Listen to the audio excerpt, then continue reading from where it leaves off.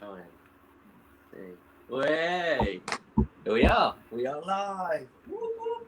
So this is musician part 6, and in the chat, as you can see, is awesome Chris Simpson from Forlorn Hope. Hey, Chris. Hello. How are you doing, my friend? I'm doing fantastic, my friend. It is really good to see you. How's things? I'm great. I'm on my 3rd or 4th glass of wine for the night. Yeah, I mean that's the main headline point for me right now. No, I'm doing wonderfully, and all the better for seeing you. Oh, thank you. Oh, I know. I we were talking about it as well, the show we did together and things. But like, when you and stuff, and after it was just such a fun night. I know we will go and talk into that because it was a lovely night. It was just such a great bro moment. And, I just can't believe how long it's been. It was just awesome, and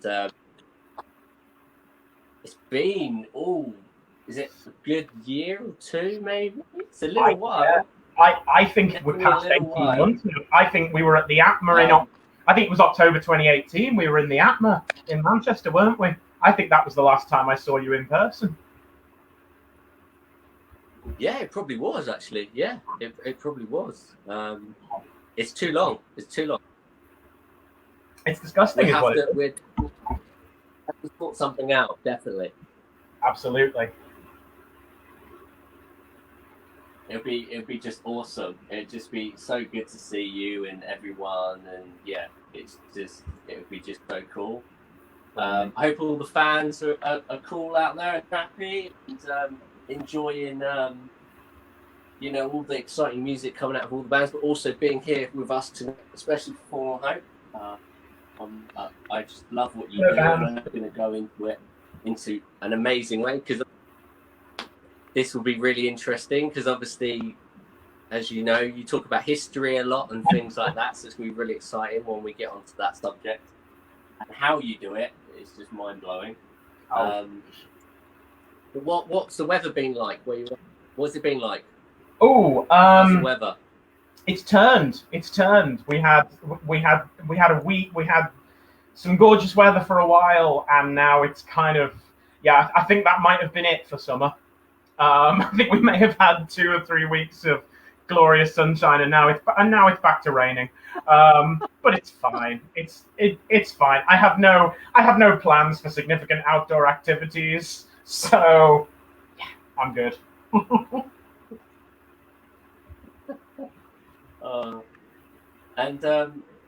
I know we briefly said, whereabouts are you at the moment? If you don't mind telling everyone where you are.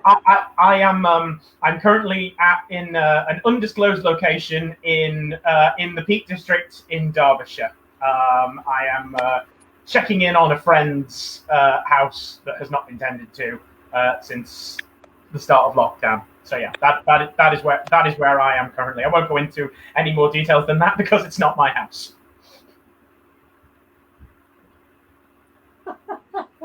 No, fair enough. And I'm in, as you know, Pulborough. I don't know if some people may know I'm from here, but it's a little tiny village. It's probably got 2 or 3 hills. It's almost 2 or 3 hills, and it's between Arundel, which we were talking about earlier, Arundel Castle, and Horsham, which is another little town. And it's actually a really nice place. I'm fortunate to be raised here and to be around a very community-based village.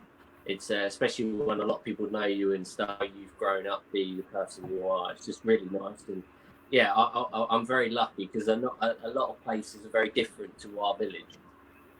And actually, quite a few years ago, they used to have this like poll of the best villages in the country, and my village, I think it was like 2017 or 18, was the best village in the UK. Are you basically trying to tell us that you live in the town as in the nicest? Say again? I said, are you trying to tell us here that you live in the town from Hot Fuzz?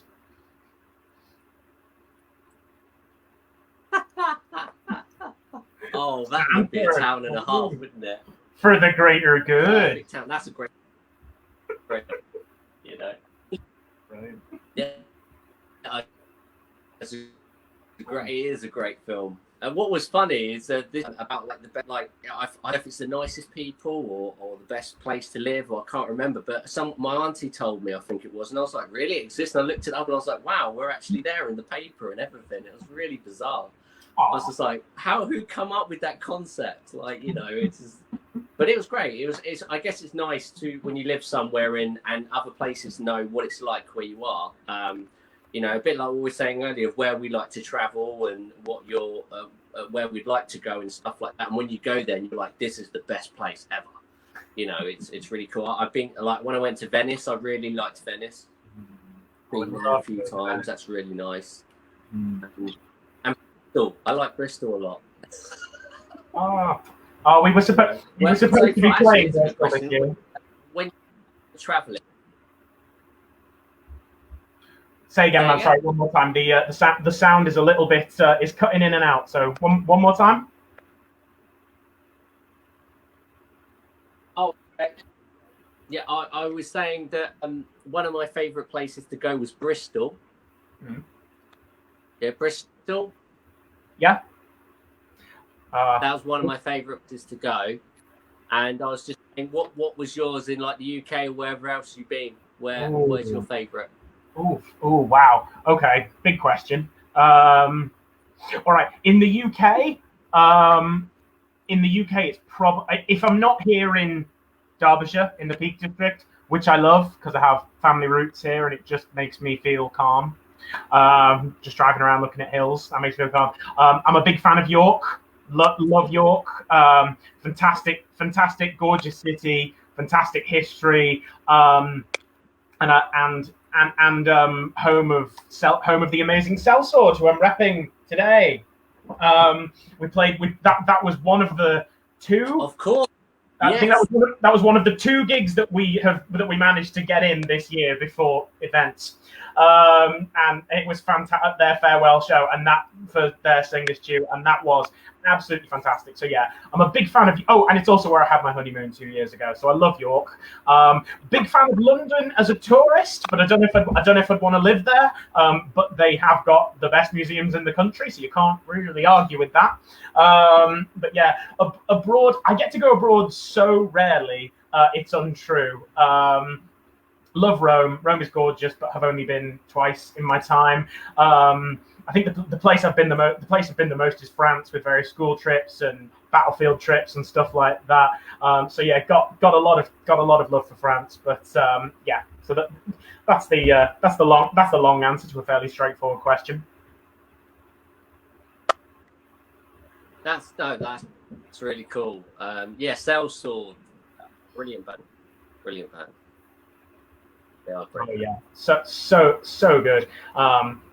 I do hope they. I mean, it's going to be a tall order replacing Stu as the lead singer, because the man is a heck of a performer, and kind of he's so much of that sort of character that they have live, and got such a distinctive voice. It's going to be a tall order replacing him. They're big shoes to fill, but I do hope they do it, because they're an amazing band, and they do deserve to keep going and keep climbing and go on to dizzying new heights. So I'm forever crossing my fingers for Sellsword. So yeah, I'm sure they've got bright futures ahead of them. Oh, definitely. They've been going a long time as well. They've been going quite a long time. Yeah, I mean, we played with them. We've played with them 3 times, and once was in our first year of gigging, and yeah, they were pretty well established then, and there were a lot. I think when we first started gigging and we first started getting people who were more tuned into the sort of the power metal scene than we were at that time, coming to gigs and saying, "Oh, have you seen Sellsword? Have you seen this band Sellsword?" I was like, "No, should I have?" And the answer was yes, I really should have had, because they were bloody marvelous. So yeah, no, I think they're fantastic. I think they're fantastic.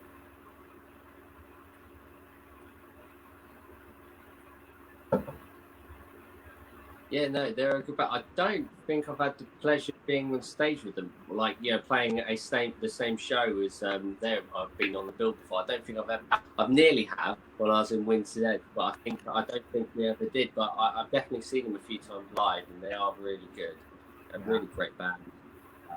All of them are great. And just I think because, like you said, they've been around. They've been around for quite a few years now, and I think it's one of those bands, isn't it, that deserve to keep going up and up and up. And like a lot of the bands, that are still probably in the same situation as they are.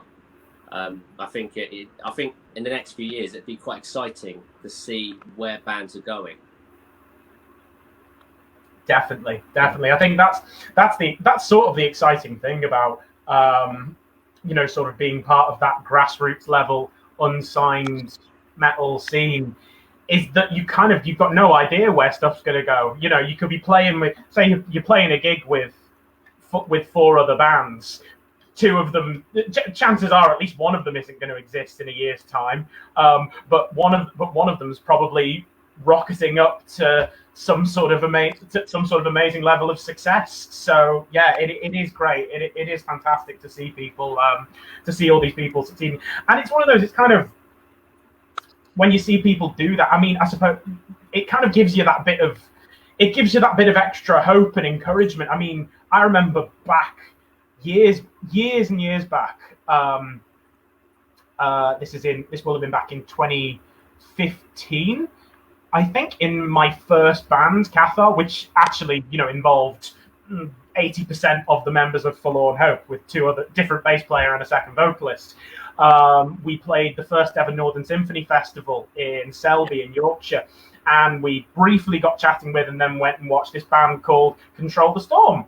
And then last year, I'm watching them playing the Sophie stage at Bloodstock and playing high up on the bill at Quest Fest and stuff. And I'm like, wow, you guys have worked really fucking hard for this, but you do kind of prove that it's doable. You can get there if you put the work in and got the good material. So yeah, it is one of the nice things of being at the grassroots level, is seeing the people who do actually succeed. I mean, obviously you're willing everyone to succeed, but when it does happen, it's a very special moment.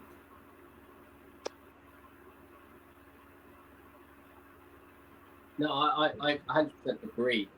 Obviously, I know Control the Storm quite well. Obviously, Matt, Matt, who's now the guitarist, Control the Storm, briefly was obviously in Wind's Edge before I departed with them, and obviously I know Ray, and I know Becky and all of them, and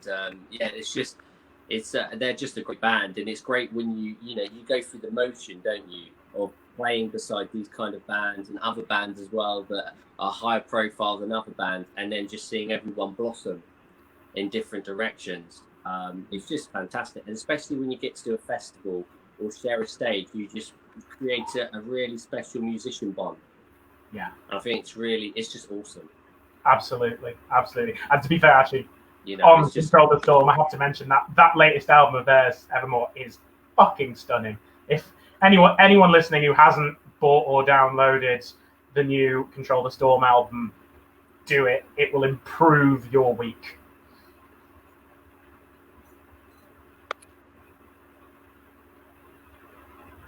No, it is really, really good, and their videos as well. The latest videos they've been doing, and it's awesome. It's really cool, very creative. I like it when someone's very creative with a video, and they're very creative videos. And it's great to see that, not just the music side, but the imagery, and not just the artwork, but the way your videos are shot and stuff like that. And well, as we'll talk about, obviously, Full Hope with the history again, that is a factor which a lot of people, there's not many bands doing that. We talk about, because obviously I like Ice Earth, and they obviously did quite a few bits regarding history and stuff like that. So like Glorious Burden. So to when you guys were started rising up and doing all this history and talking about just various different things, it's just awesome to see. Which we will go into. I won't like go into too quickly because it's just cool. It's just Let's save that. That's the big thing, yeah. But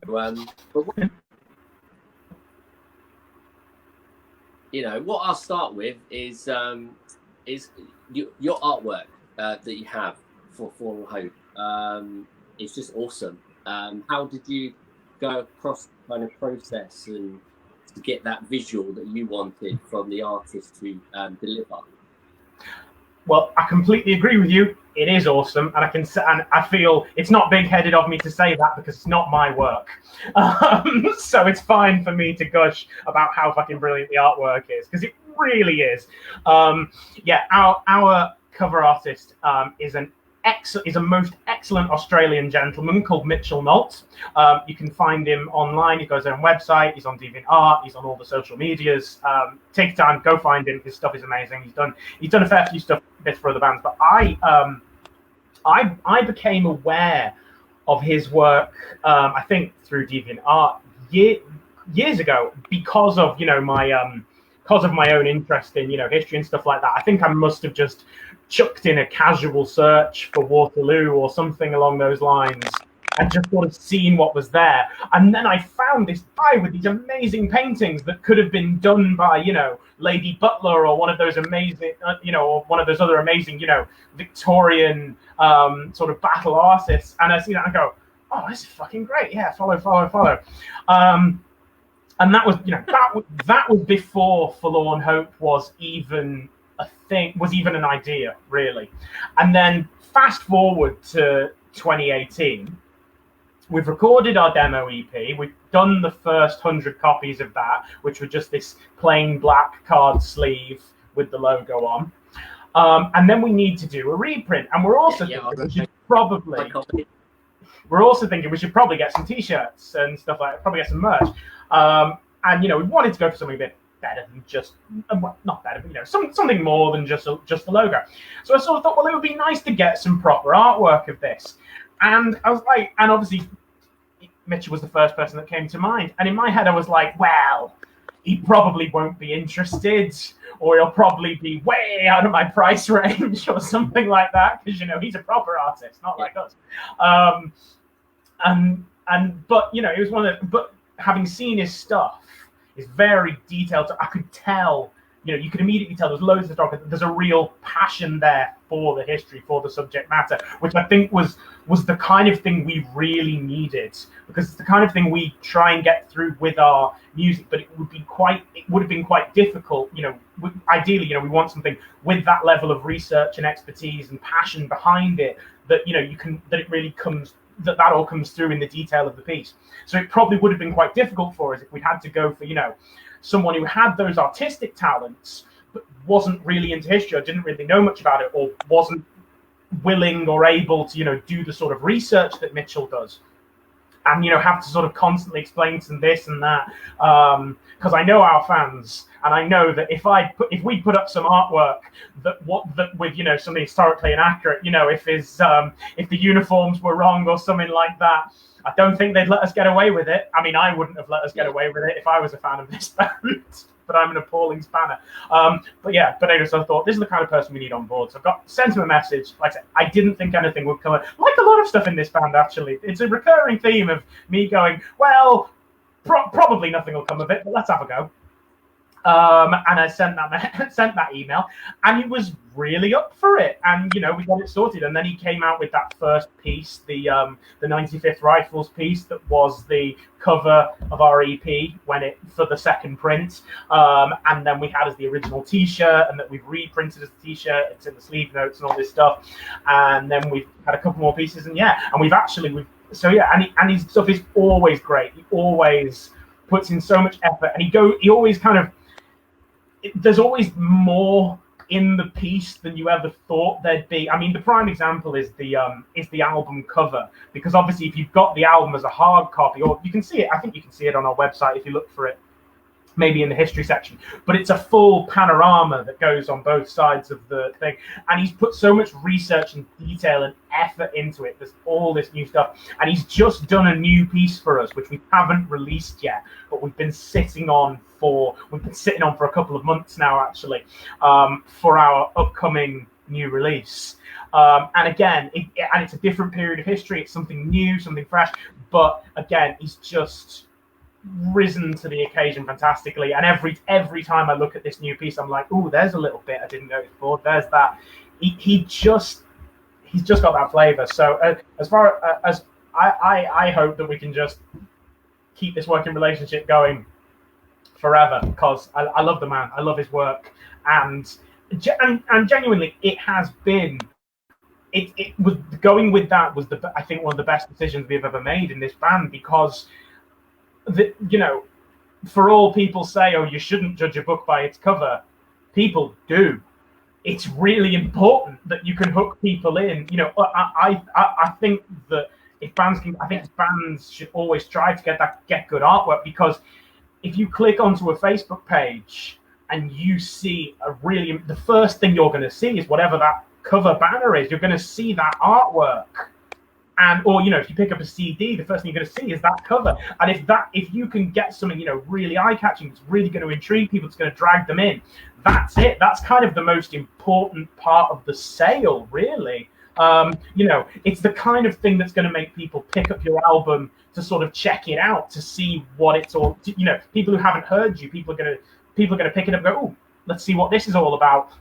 I think a lot of people make that decision on the basis of, well, it looks cool, so let's see. So definitely, Mitchell Mitchell, I think, has gained us more fans than any one other person in existence. So eternally grateful to the man and his hard work. And yeah, very, very excited for the date when we are soon, in the near future, able to share his latest piece, his latest Forlorn Hope endeavor with the fans.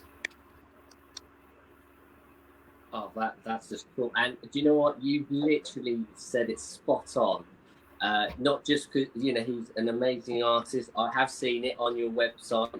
You can kind of stream, as you probably know, it moves around the artwork, and it's just awesome. The detail, as you said, you have to, because of historical facts and writings, you have to be precise and get it all right, because people criticize, as we know, what the world is like. So it's so important to get that right, and for the fact that it's such an important element of when you are trying to sell yourselves as a band and release a product, because exactly with the camera size and all the artwork done by Ruben de Villiers, that's the artist that I use, that I've used a bit like you. Before I even did Winter's Edge, I was working with this artist for different various other projects and other storytelling stuff I did. And it's when he did the artwork, people say to me, it's the artwork. When you ask a fan, what's the first thing you think? They don't necessarily music. They see the artwork and wow, absolutely, that is cool. And then they see the book and everything. So it's such an important element when you a visionary, a great artist, and a great band all in one, like yourselves. It's just fantastic, because you've got all that package in one. And I think it's so important that there's so bands that I've come across, and you pick it up like you do in a HMV store. The music might be great, but you look at it, and because you don't know the band, or you might briefly know it, you're like, that's not a very good cover. It doesn't, and it does change your mind. It does affect your mind of how you portray, you think, and then you go home and you hear the band, and you're like, it's a brilliant band, but the artwork and the logo isn't great at all. It's really boring. It's I think it's really important that that bands do that, and I think a lot more bands are coming forward, actually investing more money. Like you said, it's not cheap. I know Ruben that I use is very expensive as well, and he works for various animation studios. He's worked for studios linked to Sailor Moon, the anime, Dragon Ball Z, the Dynasty Warriors game, and he's worked for all these. And I've always worked with him. We're the only, at the time, Winter's Edge was the only band that works for him. He only does art for me regarding music and an album. I'm not sure why, but he says I prefer only to work for one band, which is cool because it's very special. And I think it's very personal. So you're not like, so he always says to me, no, I just work for your band or what you're doing, which is really cool. And it's such a big element, I think, when you've someone with the same vision and it's not just showing the music, but you're trying to show the imagery of what you're trying to portray. If it's fictional, if it's historical, if it's just, you know, whatever it is, I think it's so important. So I'm so glad you said that, because there's not many people that understand it like I do. And I think I say it all the time, and some people like don't get it. No. I think the other thing about it, definitely. I think the other thing about it for me, especially, it's sort of even more relevant, really, to, you know, to small bands, to grassroots bands, because I think you'll know yourself, definitely for us, I think for most of us, the biggest chunk of your income, you know, what income there is from merch, is from your merch sales. So you need that good art. So having some decent artwork is so crucial, because it's one of those, if a fan comes to your gig and, you know, sees a t-shirt with just your logo on, they may want it, you know, they may love it to bits, so they may go, yeah, great, and have it. But if you can show them something with a sick bit of artwork on that they go on, you know what, even if that wasn't a band shirt, I would want to wear that t-shirt. I would want to have that patch on my battle jacket. I would want, you know, this bit of art, this poster up in my room. That's it. That's your sell. You know, it's one of those. The selling your merch is so important to small bands at the moment, because, you know, you don't get paid a lot. You know, an Unsigned Metal band, everyone will know you don't get paid a lot for gigs, and you don't get paid a heck of a lot for your actual music these days. You know, it's something like 10p or something for your Spotify streams or whatever it is. I can't remember. But it's so crucial. But you, like I say, I mean, I've seen your artwork for Last of All, and it's cracking artwork. It's dynamic, it's different, it looks fab. You know, it's the kind of thing that, you know, if it was on a t-shirt, I would buy. So yeah, I think you and I have a very similar philosophy on that front. Oh, thank you, and likewise. I really appreciate it. It's so kind words, and I'm like you. I try to stay to the artist and have a good connection, and like think the same way, where it's a relationship in its own right, and like you said, it's so important to get the message that you're trying to get across, and not only for people to go, oh, I'd love to buy that, but also for any labels interested in you, any promoters, anything like that. It all helps, because if they go there, they'll go, that's the band that are really awesome live. They've got phenomenal artwork and great line of merch and all these fantastic ideas. And that's also, as you probably know, I made a lot of merch myself, as you know, and I made a lot of things by hand. And the reason I did that is because I wanted to be different. And again, it's one of those things, it's trying different things to be different type of bands, but also deliver a great product. So I think it's great to see bands doing that, like yourself, us being on the similar wavelength, and other bands we know are doing a similar thing. It's great to see more and more, because quite a few years ago, the bands we know, the bigger bands, a lot of bands, like smaller bands, you know, that are like, you know, like when I was in Winter's Edge at the beginning and so forth, it was, you know, you didn't see many bands really going for that effort. You know, they only did it on small scale. I know a lot of it's to do with money, but you kind of do need to put that into it. It's a huge part of that.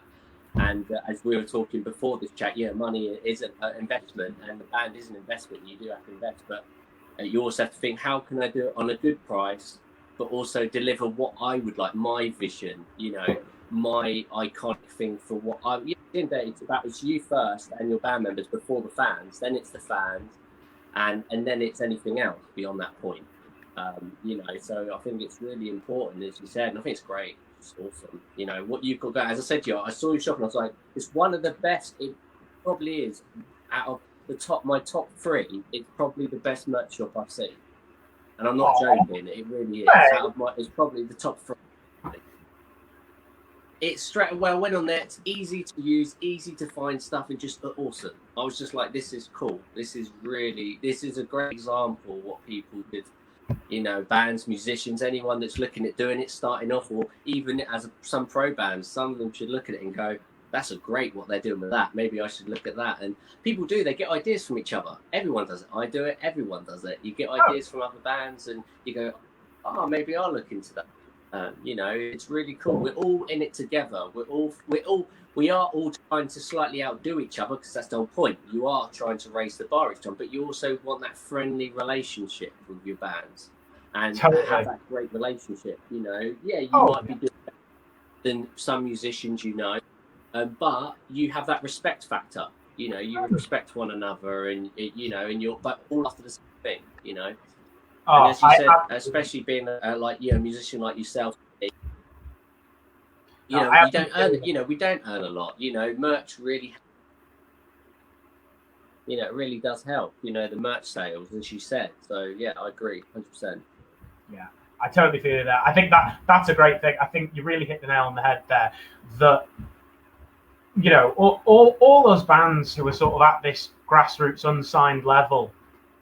And I think there are, you know, it's great when, you know, bands can sort of, when you can make friends and you can support each other and you can just be, and like I say, just give each other that mutual support, because one of those, we're all trying to succeed, but I think there are a few people out there who have this idea that if the other bands succeeding is somehow to their detriment, you know what I mean? And it's not the case at all. You know what? You know, their success takes nothing away from you. So absolutely, you know, support each other and stuff like that. And thank you very much for the kind words about the web store. I should probably give a bit of a wave and a yell and a shout out and whatever to Ali, to our lead guitarist, who has done most of all of the web design work on that front and put that together. And if we're talking about, you know, sharing ideas and stuff like that, then I will say this to any unsigned band or stuff like that out there: it is absolutely worth the comparatively small investment to get your own website and your own web store set up. Because the money you spend on that, you know, there are so many sites you can do it through so easily. You can put the time, you can do it. You know, you can do it for $100 quid, couple of $100 quid. It's great. We use Bandzoogle; they're great. You can get it sorted so easily. The money it costs to get that set up and get your own independent web store set up, as we managed to do last year, you will get so much more in the long run from being out, from paying money to Bandcamp or to whatever other, you know, distributor you use. All this stuff at the moment, you know, that's been going around, you know, with Bandcamp, you know, dropping their share of the fees for however long.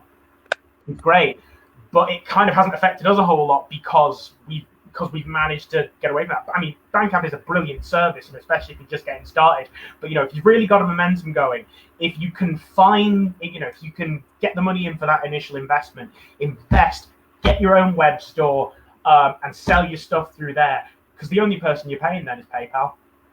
And, you know, it's over the year you'll make way more in, you know, what you would have paid to Bandcamp or someone than you spent on the website. So it is 100%, after decent PR, it is 100% the most valuable investment I think you can make as a grassroots band.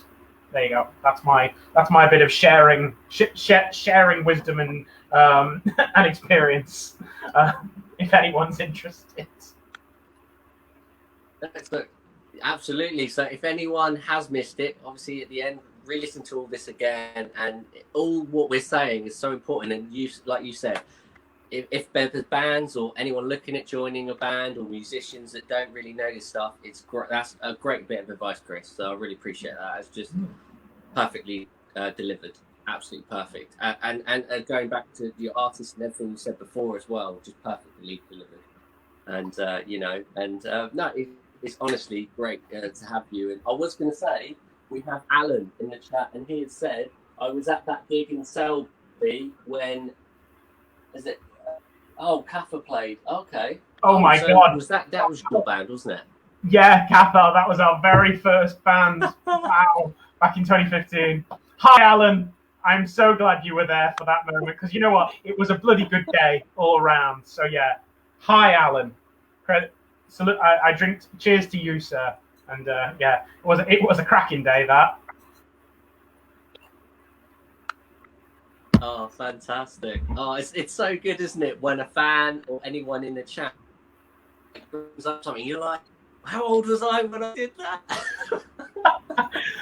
Oh, man. Oh, that was funny mad because I didn't realise it's Winter's Edge went on for, I was in Winter's Edge for 10 years and I started it over that whole 10 years.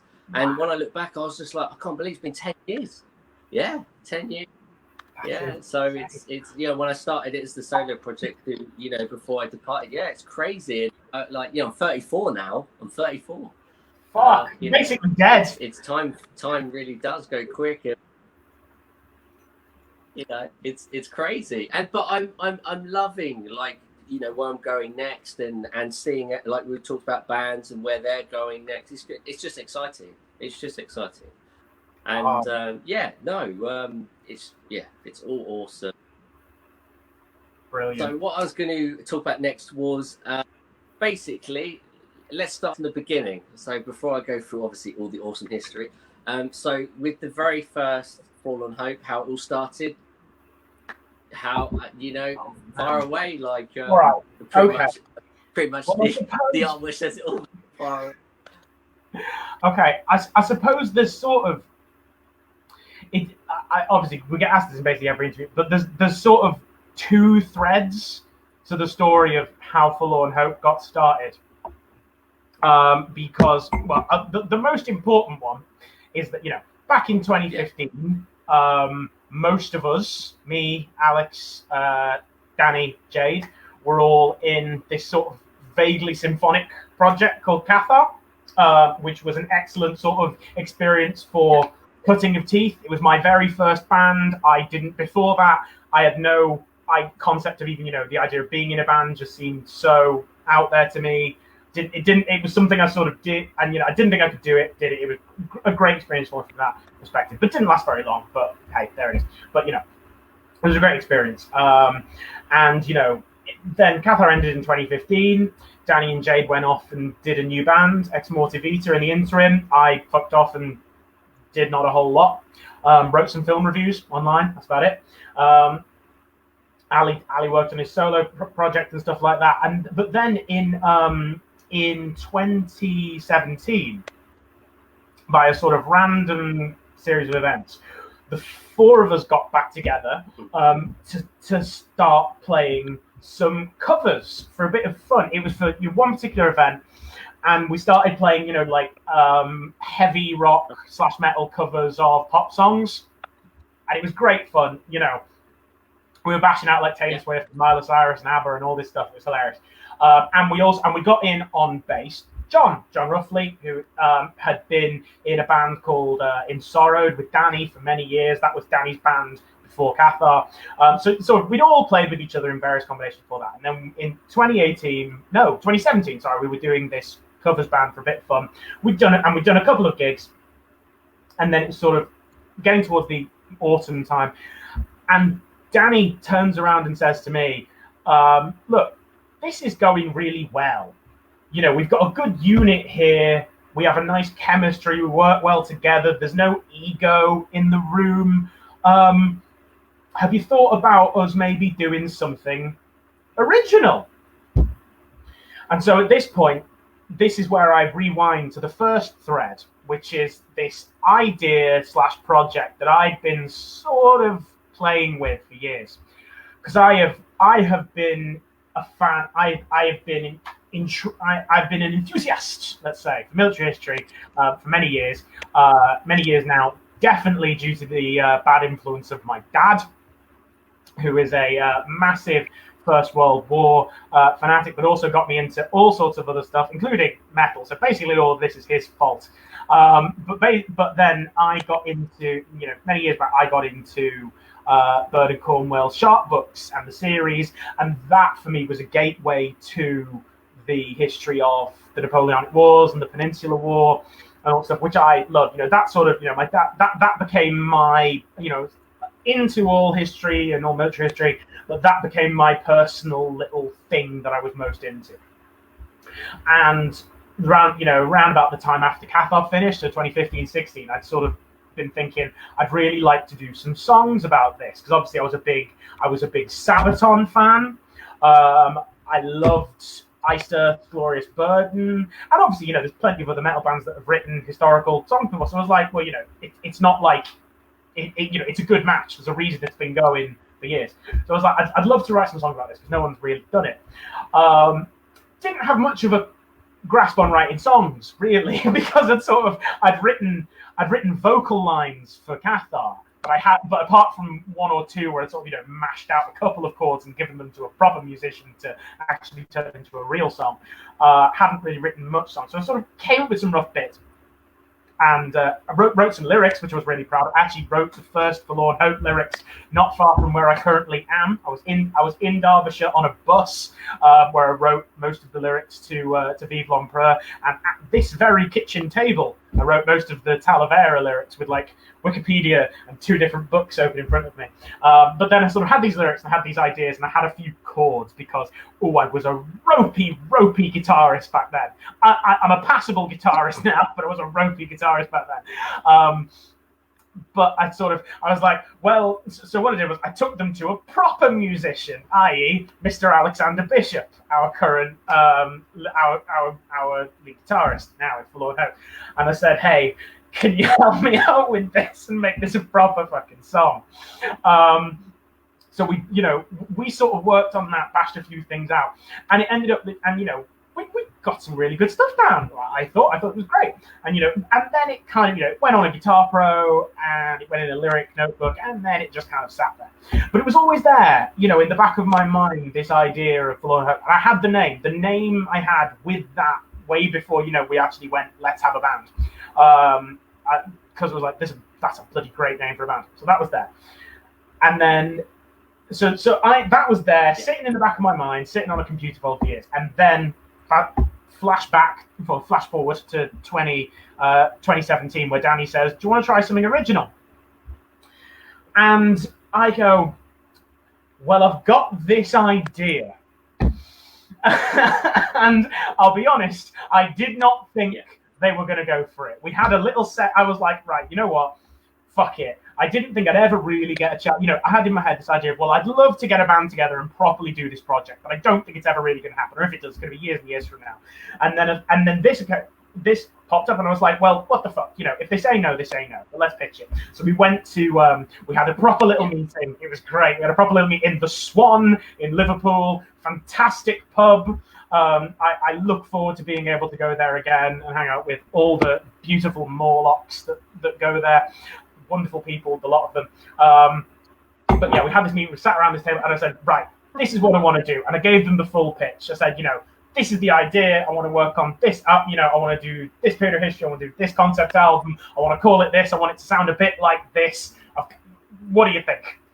And they all went, yeah, sounds good. And after I'd recovered from my shock, I was like, fucking ace, yeah, great, let's do it. So that was that. And so, I said to Ali, we better get those songs dusted off again and get some stuff, finished that's fit to go into the practice room. So as we were sort of wrapping up the covers project and doing our last gig, concurrently with that, Ali and I were putting, finishing guitar touches on these songs, making them fit to take into a practice room and work through with other people. And then, end of 2017, we started jamming these early tunes. We started jamming stuff like Vive l'Empereur and Rifles and Talavera. Well, they were the first three, and obviously they were the ones that went on that demo EP that we recorded in February or March. Yeah. Oh, actually, it may even have been earlier because I can't even. Early 2018, anyway. And we started gigging in February 2018, and it all just kind of rolled on from there. So that's how it happened. That is awesome. That's just great. I love it when you go through that stage, don't you, from being either in a previous band or have an idea, and then that guy, everyone does their thing, and you get guided to get back into that circle of and coming across people that will help your idea blossom. Definitely. That's exactly what happened. I think one thing that was really I've been good about multiple bands. So I think one thing that was really good about it, like I say, we had this unit that worked well together, And I think that us all having been through, I think we've been through at least half a dozen between us. Before this, we've been through at least like half a dozen bands. Only one of them had me in, but you know what I mean. But I think you need to have that experience, sort of learn lessons to get something. And I think the most important lesson we'd all learned is that at the end of the day, it's your personnel that's the most important thing, and it's your working relationship that really makes or breaks a band. You need to have people. You need, for starters, you need people you like.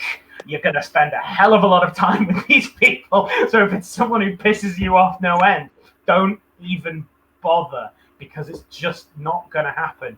But you've just got to be able to have a good working relationship together and be able to sort of, treat each other with respect and have that sort of, let's say, that no ego sort of way of dealing with one another. If you can have that and find the unit of people to do that, then you're great with a band and you're set. And I think the other thing as well is that a couple of us had experienced with previous bands where when we look back, and it's kind of it's not a criticism, because it's sort of essential in a way, a sort of formatively essential, but you kind of need this period where we're in these bands where we didn't really know what kind of band we wanted to be. I think a couple of us had this thing in our previous bands where we were sort of trying all sorts. We were trying this and that, and kind of working out as we went what sort of band we wanted to be. And that is a really exciting experience to be a part of. It's a great sort of time. It feels wonderful. It's so great creatively. You find out what sort of an artist you are. But I think we all sort of felt with Forlorn Hope when we started that it was a real sort of relief, and it felt really good and really focused to sort of have this mission statement at the start, and to be able to go, this is the plan. We want to have this kind of band. We want to aim for this sort of sound. We want to have this sort of image. This is what we want to do, and that's helped us no end. I think it's just helped us focus. It helped you sort of be clear about what your product is. You know what I mean? That sounds a bit corporate, but when you sort of that's what it is really when you're trying to advertise it and sell it to a fan, to someone new who hasn't seen you. You need that focus about, this is us, this is our product, this is what we do. And I think having had all that experience before, let us be so that was the other thing it taught us. Number one, have the right personnel. Number two, have that focus and have that idea of what it is you want to do with your band. And I think having that from the start has been a massive boost for us. So yeah, this is more pearls of wisdom that I'm chucking out. Mr. spent 3 years in bands and acted like he knows the entire fucking music industry. But yeah, these are my small pearls of wisdom. Do with them what you will, general public.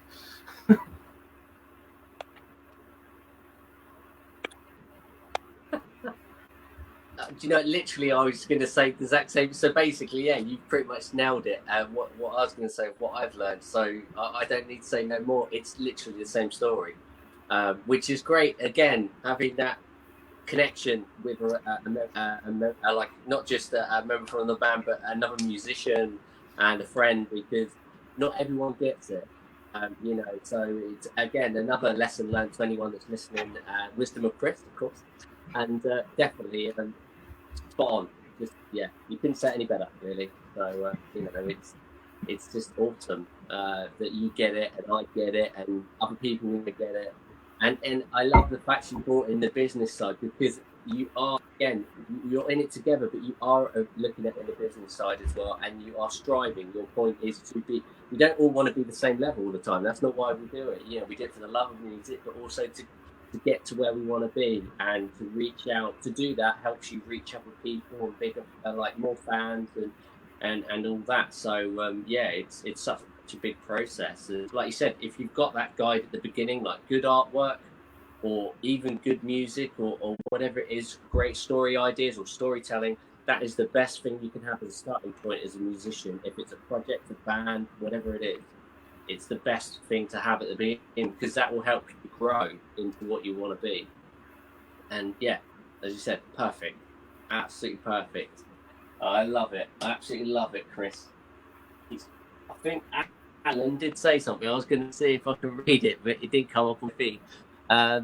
Enjoyed your show at Power Metal Quest last year at the Asylum. Oh, Alan, thank you. You know what? We also enjoyed that show. It was fucking great. That's the bit.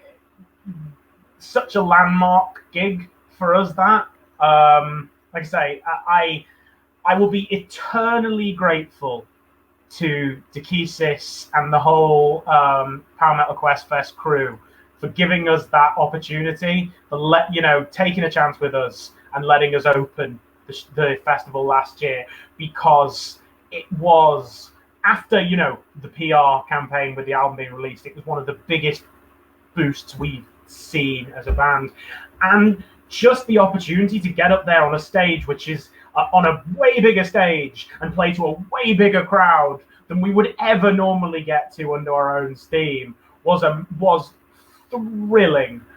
And we got up on this stage in a city we'd never been before. It was our first gig in Birmingham, and there were people in the audience singing our lyrics. And I was like, what the fuck? How do you know these lyrics? I mean, it's out there, but these are lyrics we wrote in our fucking bedroom. You're a random person I've never met. What is happening? It's surreal, and it was brilliant. It's one of the it's the most fun I think I've ever had on stage. Possibly notwithstanding our album launch last year, which was also very special, but. Damn, yeah. So, yeah, thank you, Dekesis, for giving us that opportunity, and thank you to everyone who was there at Quest Fest and singing along, because, dang, that was a special day. And we so nearly didn't make it there as well, because Danny's car very nearly broke down on the way. It broke down in Birmingham. We had an absolute nightmare getting it sorted and getting him home. But, the idea that we were that close to that gig never happening now just fills me with this weird sort of retrospective terror. But it's fine, because it didn't break down, and we did play the gig, and it was fucking brilliant, and the crowd were amazing, and Quest Fest was amazing. Cheers, Alan. I love the fact you went high pitch. You said about the cheer from the crowd, the high pitch. I love that. But I do that when I get excited. Like, you said you had. I love it because, like you said, I've been there where like the vehicle breaks down or something, and you don't nearly make it to a show, and it's amazing when you make it, and the fans are amazing, and you're knackered, and you're like, am I going to do the performance justice? And you do it, and then people start singing your lyrics. It's the best feeling in the world. So it's cool. It's very cool, and I love it. I'm so glad that some of the songs that I wrote, when people got and they sung the lyrics back. Unleash the Dragon being one of them. Fallen is another, and it's just awesome. And having people with lighters as well, like fans, moving their lighters around, especially Fallen and things like. It's just so hard, writing those songs and just reaching out to those people. So for you, it must have been awesome. Just that and playing a great festival. Obviously, it's such an awesome festival, and the Dekesis, all of them. I've been able to perform with them as well, and and be in the same bill, and they're just awesome. All of them are lovely, it's funny because me and Gemma have the same surname. She's Lawler and I'm Lawler. So I've still, I always, I find it, I just find it, I did look into it a bit. I don't think we're related, but I think it's really cool that, we both got the same surname. But at first I was like, are we actually related? Because my family, it's such a big family tree. I'm not sure. It could be. I don't think we are. But it's just funny that we got the same surname. And but they're just awesome. All of them. It's just they're a great bunch. And what they do with that festival, it's just amazing. Putting it all together, and it's an opportunity for bands to be part of something special in that genre and those genres, and help their profile, but also just have a great show. And it's just awesome. And like you said, it's just a brilliant festival. And unfortunately, I haven't been able. We did almost have the chance to play once. I think when a band pulled out, but we couldn't. We're playing another festival in Derby on the same day. But if it ever comes around again, and I'm doing my solo stuff, and they ask me, I'd love to. It's just, it just looks awesome, and everyone said lovely things about it, and good for them. Really good for them for doing it. I think it's awesome. Absolutely, could agree more.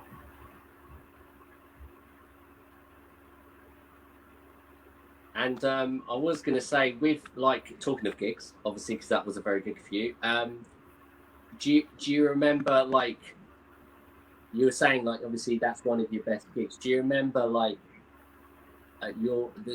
the kind of first show, other than your first one? Because obviously the first one, it's always the most exciting.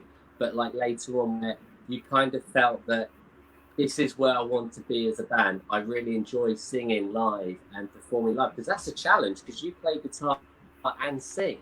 So it's not always straight away that you get used to it.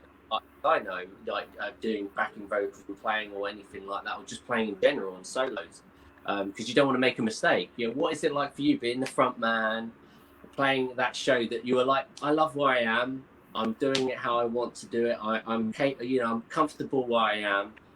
Where do you, if you have that moment, do you remember it? Do you remember where you're like, yes, this is I'm fine, this is where I want to be? Oh, that's a really good question. I've never been asked that before. I think it is a weird thing, playing guitar and singing, especially because I went, my last band, I was exclusively a singer. I just sang, wrote lyrics, that was it. And I'll be honest, the reason I play guitar in Forlorn Hope is because we didn't really want all the faff involved with getting a sixth member. So basically what I put down to is, when I started writing these tunes with Ali, and then was like, oh, we're going to do this as a real band, I was like, oh, fuck, I better actually practice guitar. Oh. I'm a very, very basic guitarist. I'm not a proper guitarist at all. I live in fear of the moments where proper guitarists ask me guitar-y questions, technical shit about pedals and all this stuff, and I'm like, oh, that's fine. I'm just, what kind of guitar do you have? A white one. Please don't ask me any more questions.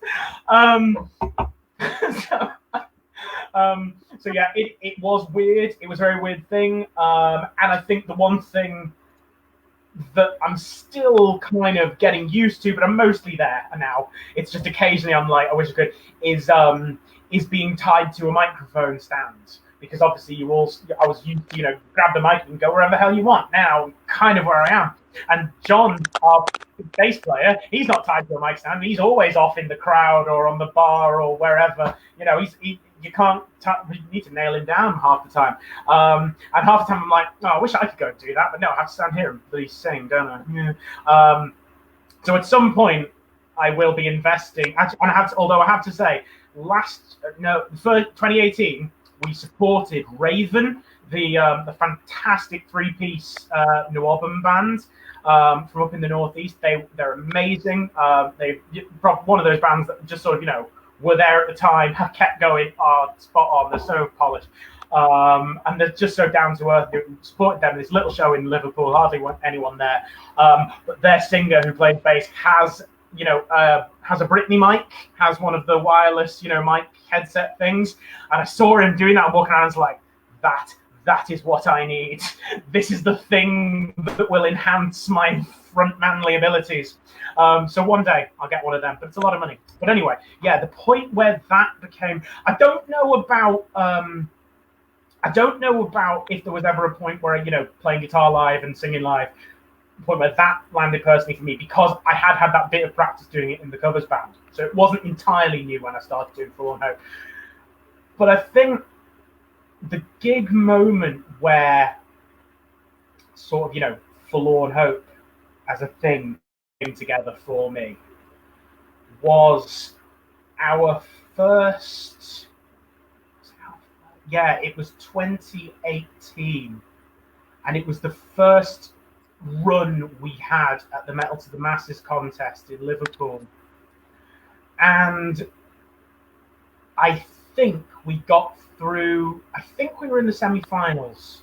We were either in the final. No, we weren't in the final. Yeah, we got through our heat, which we were surprised by because we had no following whatsoever. And then we got through, and then we were playing the semis or whatever.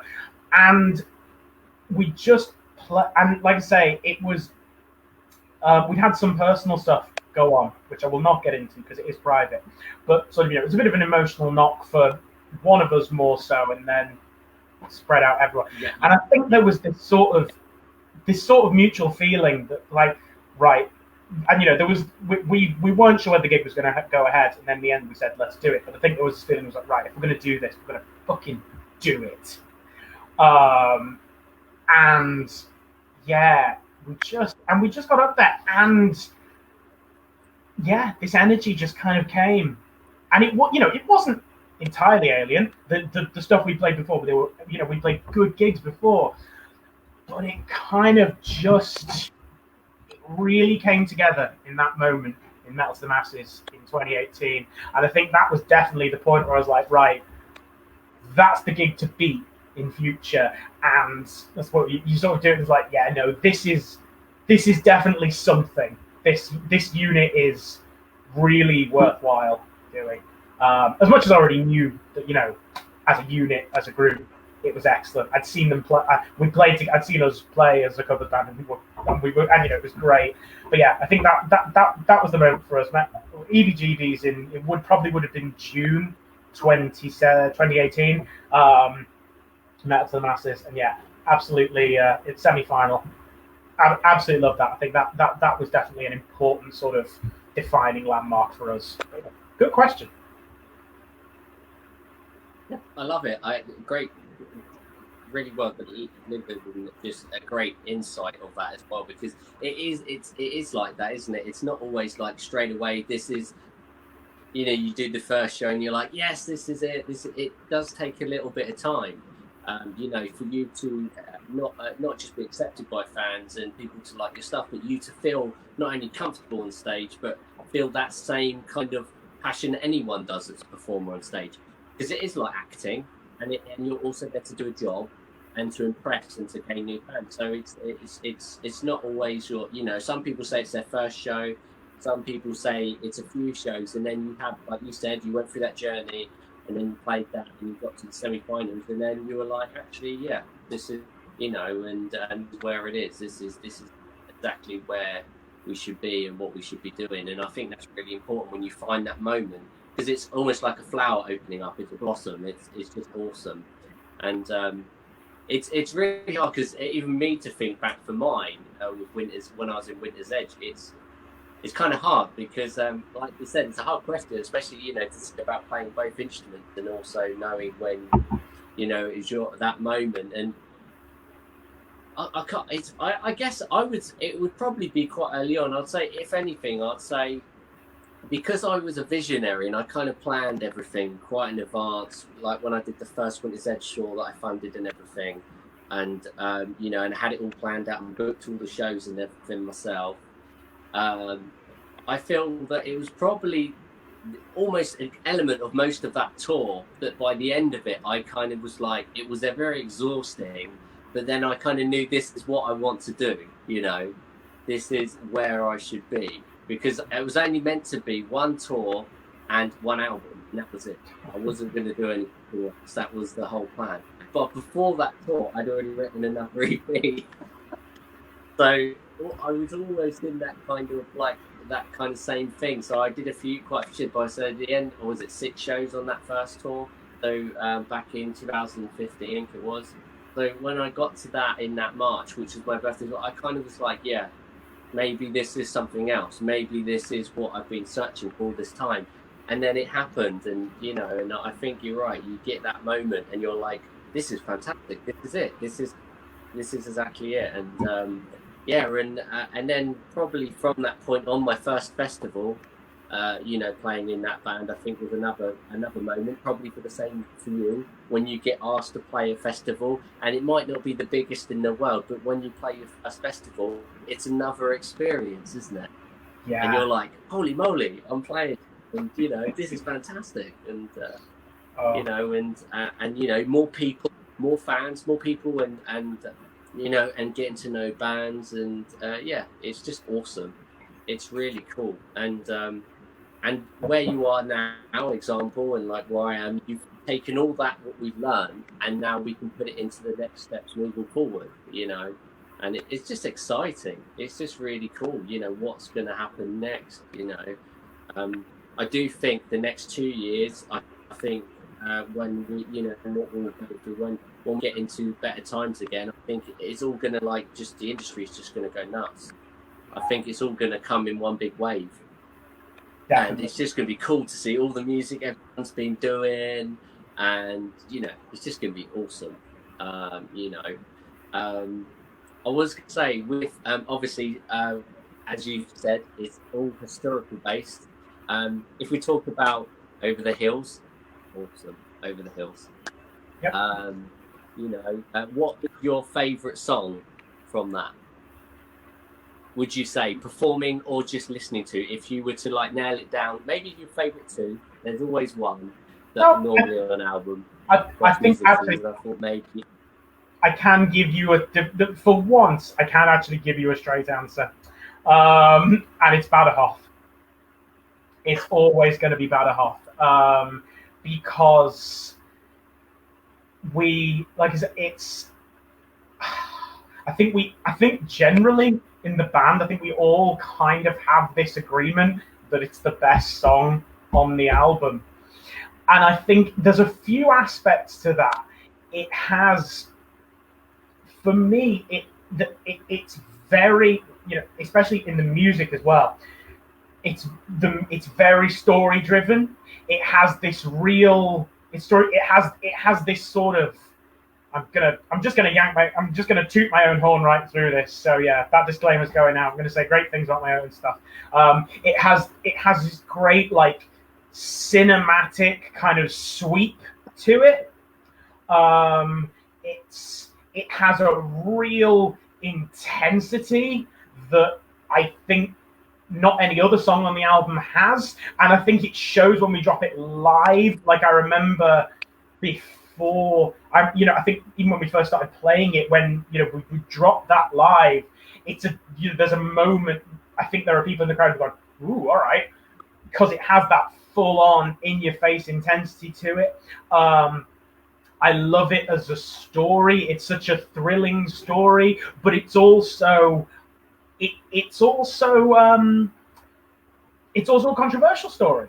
It's it's not a story where you can just sing about it being great and heroic or whatever, or it's that there is this issue of the sort of the postscript, the looting of the town and the atrocities committed against the townspeople of Badajoz, which is a substantial point, I think, of the thing. And I think that's one thing I've always tried to do with approaching the historical side is at least is approach it with a degree of honesty. I'm not a proper historian. The least I can do is try and approach it with that bit of honesty and integrity and not try and mislead people. So approaching that was a big, felt important at that stage with the band. And I think the other thing with it as well is that it was the one that we worked hardest for to get right on the album, because it's got that pace and it's got that intensity. And I think we had really big hopes for it. I think for like the year we've been playing it before we recorded, we'd all been going, this will be amazing on the album, this will be amazing on the album. So we had big expectations for it.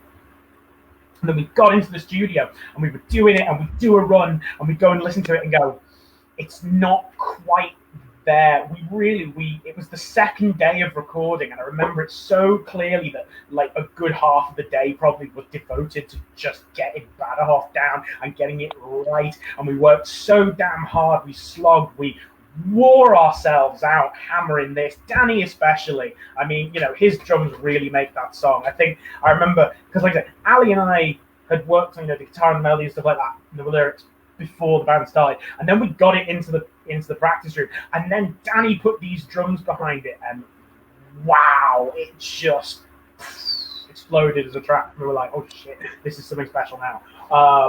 And like I say, he kind of, with the intensity of that, he has the hardest job playing that song. I really don't. It's not too hard to sing. It's not too hard for me to play on guitar, but it's fucking hard for Danny to play on drums. So he really went for that. And I think, yeah, just all that work that went into nailing it. Yeah, for all of those reasons, it all just kind of comes together as the track that the most work has gone into and that we get the most out of. And I think apart from one incident where there was an issue with the drum, with the bass drum, that meant Danny couldn't use his double kick properly at one particular gig last year. Apart from that incident, yeah, I don't think we've had a gig since that song was finished where we haven't played Badder Hoff, because we just fucking love it. So yeah, it is absolutely Badder Hoff. And also, I will say, I think that we have just, that Ali and I have just written, I said, we haven't rolled out to the rest of the band yet, so it's not there yet, but I think we might have just written the second album's Badder Hoff. I think we might have done that. It's a big, sweeping, story-driven one. There's a shit ton of emotion in there. I genuinely think we're really onto something with this track. Can't give any details away. I'm hanging on to all my details of album 2 for now. In case any fans were hoping I would. Sorry, you're not getting anything for album 2 for a while yet. But yeah, I think we might just have found our Badder Hoff for album 2. Time will tell. But yeah, that's my answer. Awesome. No, isn't it awesome as well when you write a song and it just becomes, you have this idea, and then when everything's in it, it changes the whole atmosphere. Absolutely. And then you hear it complete and you're like, whoa. Yeah. It's awesome, isn't it? It's an awesome feeling. And like when I did the single Last to Fall, my first one for hopefully the album that I get funds for and managed to release eventually, the Last to Fall, which is my fictional version of the Lucifer stories, and my kind of version of what I'd like to tell a story about. It's a great single, people. Download it. It is the longest. Say again? I was just telling everyone who's listening that it's an excellent single and they must download it. Oh, thank you. Thank you very much. I'm so proud of it because, like you, the amount of work that went into that, with what you've done with your band and the songs, when you put all that elements into that, it's just so much hard work. And then when you hear it all and it comes out and you're like, this is awesome. This is it. This is, and just the feedback on it. When one of your songs has that great impact and people get it, it's just the best feeling in the world. So I really appreciate that. And the same with like your material, like, Rifles. I love that song. Yeah, great song. And it's just awesome, the material. And the song, you mentioned, again, definitely, I'd say you're right. It is, for me, I think it is that one that's got everything in it, and it's just layered upon layered, and it's just huge sounding, which I think is just great when you can do that. And you listen to it and you go, wow, the amount of work that went into that is just awesome. And when a fan gets it, it's like the best feeling in the world. So, I bet you're really chuffed that, especially over the hills, like the reception you've had, and and just on everything in the last few years is just awesome. This is awesome for you. Completely. It's been. And I was also going to say, oh, carry on. No, sorry, Chris. I was just going to say, you work keyboard player now, so you have a keyboard player. Yeah. We do. Jade is our keyboard player, and she's bloody awesome. We love Jade. Jade is amazing. And I have to say that because she'll hit me if I don't.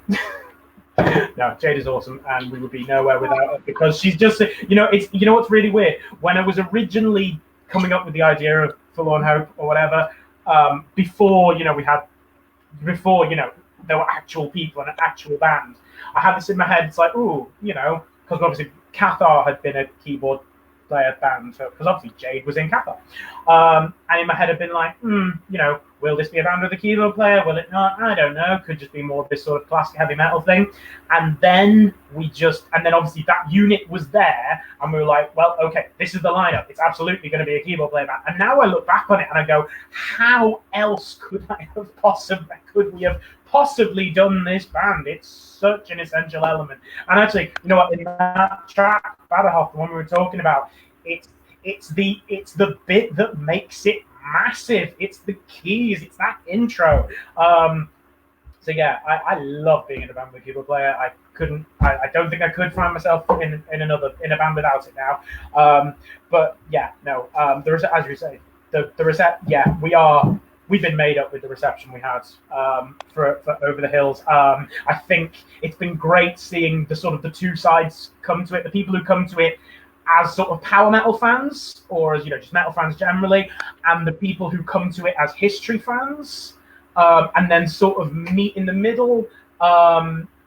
It's been wonderful, and they've all been so nice. Our fans are so nice. I love them. I love every damn one of them. They're so great and nerdy and supportive, and yeah, they are fantastic. So yeah, here's to you guys, every last one of you. That's awesome. Yeah, I was going to say, because of that, you're going to have that kind of, like, is it power metal or metal? And like you said, you probably don't, you know, try and just put yourselves over one genre, but like, it's great you attract different fans from different areas. And actually, my next question was actually about the history, about how you approach the history for the fans that love the historical side of it. I do, obviously, you said earlier to me you go to libraries and stuff. How do you go through that process? What is it like? And does the other band members get involved with that? And, you know, what's their take on that when you get all this knowledge together as a band, you know? All right. Okay. So I'll approach that question back. I'll approach those two questions backwards, if I may. In terms of the rest of the band getting involved, I will say no. They leave me to it, and I have never been more grateful to a group of human beings for a particular thing than I am to them, who are supportive and trusting enough to just say to me, you clearly know what you want to do with this, so you just do that, and then we'll take it from there. I will be grateful to them till the day I die for that. So yeah, it's I am the one that, you know, like I say, the band are all obviously, you know, none of them are not interested, because obviously it'd be a terrible band to be in if you weren't interested. But I'm the spanner in the band. I'm the history nerd, and you know, it's what started me. But how you approach it is an interesting one, because I think when I first started, you know, when it was an exclusively bedroom project, I wasn't. I sort of, you know, I was sort of keen that what I would put in. I knew what I wanted to write about, you know, these particular peninsula subjects, and I was sort of like, well, obviously, you know, I want it to be accurate, I want to do this, but it was just a casual thing, so I didn't put shitloads of effort into, you know, to going out and researching all these different bits and bobs, and, you know, looking at all these different books. So I think, you know, people, we've got a there's a list of books that, you know, were especially helpful in our album sleeve notes, and I think people looking at that who are coming to it from a historical perspective will look at that and go and compare it to the bibliographies they see in proper, you know, history books and go, well, that's bloody short. Which is fair. I mean, it's not a proper history book. It's a heavy metal album. But I think when the band properly landed, and when we started doing it, when we started writing more, it sort of came to my head like, oh shit, okay, this isn't a bedroom project anymore. Got to do this properly. So I'll always kind of, there's a few sort of fundamental, I don't know, mantras, whatever you want to, rules that I will stick to if I'm writing the lyrics. And I think, the most important is that I won't make shit up. I'll never misrepresent, and I'll try. And you can never, I think that never make shit up, never misrepresent. Try and be as honest and present the story with as much integrity as you can. And if there's a major element that is important that you can't ignore, prime example being Badajoz, the success of the siege and the atrocities that followed, something that is so integral to the story you can't leave it out. Don't. But you can't. There is a balancing act to play, because I wasn't when one of the other things that's when I started this project that I knew I wanted to do. I really knew I wanted to do this historical thing. Knew I wanted to try and push for historical accuracy and that sort of research behind it and that passion for the subject. But the other thing I really wanted to do was try and make the songs comparatively short and catchy and punchy, because that's the kind of music I really like. So that was kind of, if I was writing big 7 or 8 minute songs, that'd be great, because I'd be able to cram so much detail in. But we're not. It's rare for us to do a song over 5 minutes. So often you really need to focus when you go into your story. You really need to decide what actually is the specific story you want to tell, and you need to kind of distill those crucial elements to get that into the song, so that sort of everything you're saying is accurate and true and nothing's misleading. But you do need to kind of cut yourself a bit of slack, because at the end of the day, you're not writing a book, you're doing a song, and it's still got to be a song. No one wants to listen to someone just singing out the words in a history textbook. So yeah, those are the two things that you've got to balance out. So I think for the first album, I read, I had a few core key books that I was really going for. It helped that I was sort of only doing the one war. So I had a lot of books that were relevant to most of the tracks on the album, which was quite helpful. So I had these key ones, and I'd stick to them as my Bibles, and I'd really focus. I'd be like, right, I'm pretty happy with all of this. And that's what I'd be pushing for, with that accuracy within those parameters. As we've moved on to new material, and I've sort of realized that you've got to take it more seriously. You've got to be important, because I think there is sort of, if you're telling these stories, there is an obligation to sort of to take them seriously and to not misrepresent, because I think even if you're dealing with stories that are hundreds of years old, and everyone involved is long dead, most of them are completely anonymous, especially in Napoleon. It's not like most are completely anonymous. I feel like at the end, these are still life and death stories of real people. There is a certain responsibility to try and tell those stories as honestly as you think you can. And I think between that and having, as we started, I got getting more thought of that, and then as we gained a following and we gained more history fans, people were more into it, and it became more clear that this was our USP. I was sort of like, right, if this is going to carry on, I've really got to up my game on this front.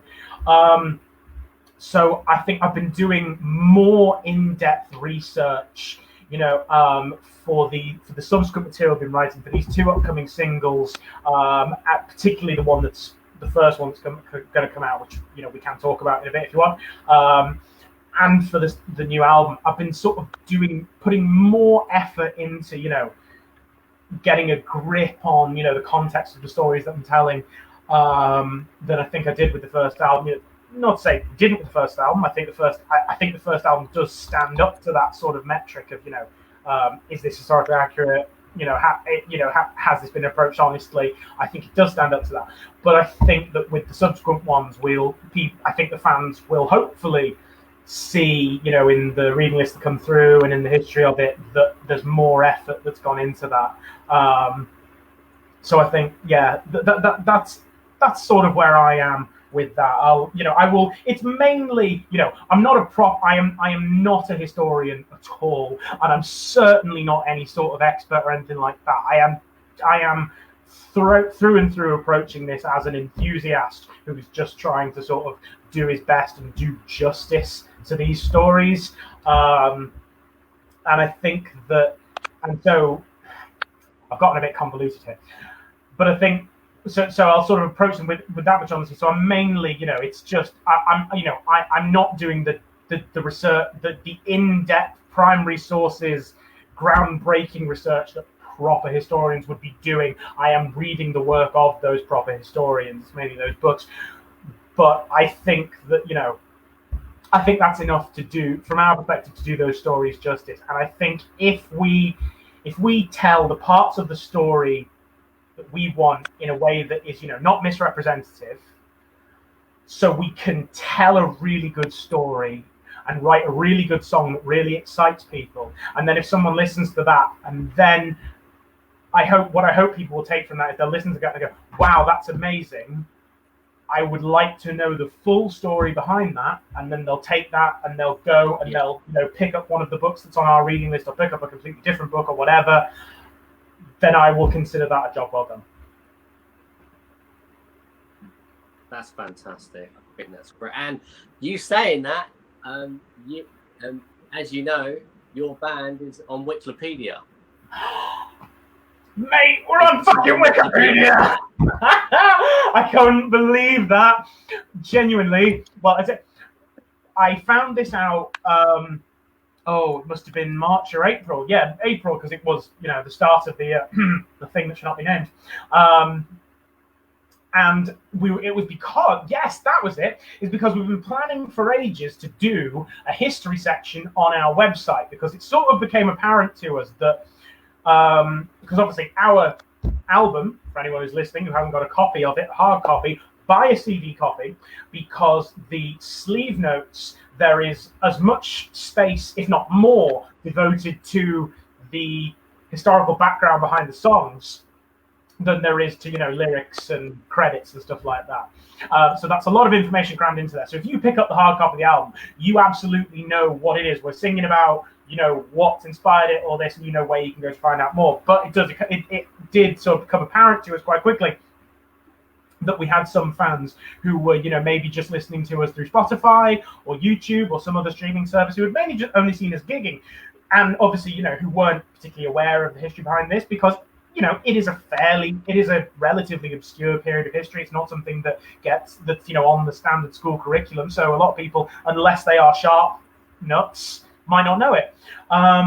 So we thought, right, we don't want to rob the CD of this particular thing it has, because this is, we really want, the full experience of the CD to be unique to CD. So we don't just want to put the album notes up online for free, but we felt it was a good thing to have on the website, on forlornhope.uk, this section with a sort of this condensed version, just saying, what each song is about, this clear, brief précis on the history that's relevant to the song, and have that all there. So when I was writing that up, and I was sort of going through the album notes and working out how to condense them to about a quarter of the length and all this stuff. And I happened to hop onto Wikipedia to look at the page for the Battle of Talavera in 1809. And I was just scrolling down to the bottom to look for a particular bit of information that I didn't have to hand. And I saw, popular culture references.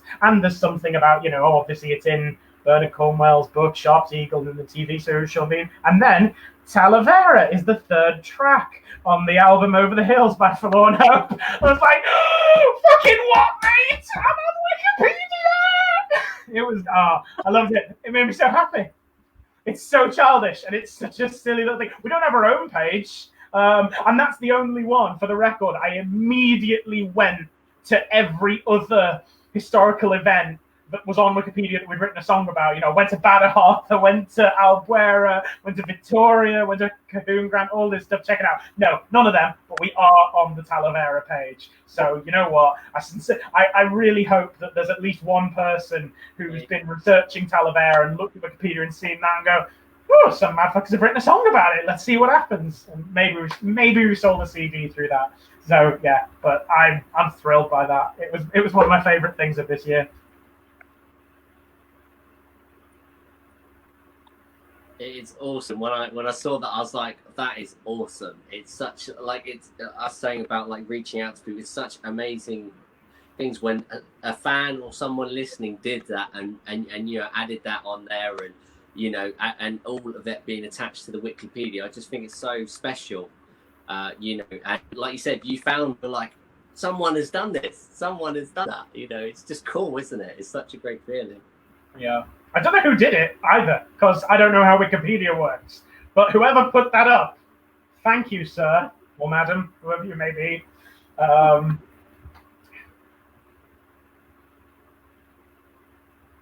It's just awesome. I remember, I don't know if you ever saw it, but someone that when I was in Winter's Edge, obviously Ed the drummer from Winter's Edge, his mate ended up being on the news for people littering on ITV.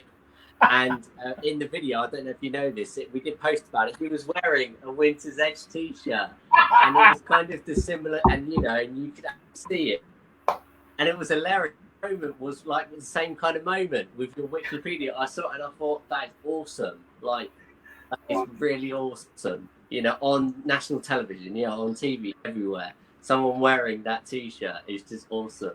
And I remember, you know, Ed going, "Oh, look at this!" You know, it was on ITV, and it was funny. And you know, it's just great. It's just such a great feeling to go. There you go, and doing that, wearing that, and it's really cool. You know, and just like little things like that fans do, and things you find out later on. It's just really cool. It's just really great. You know, it's like when a radio station plays your single.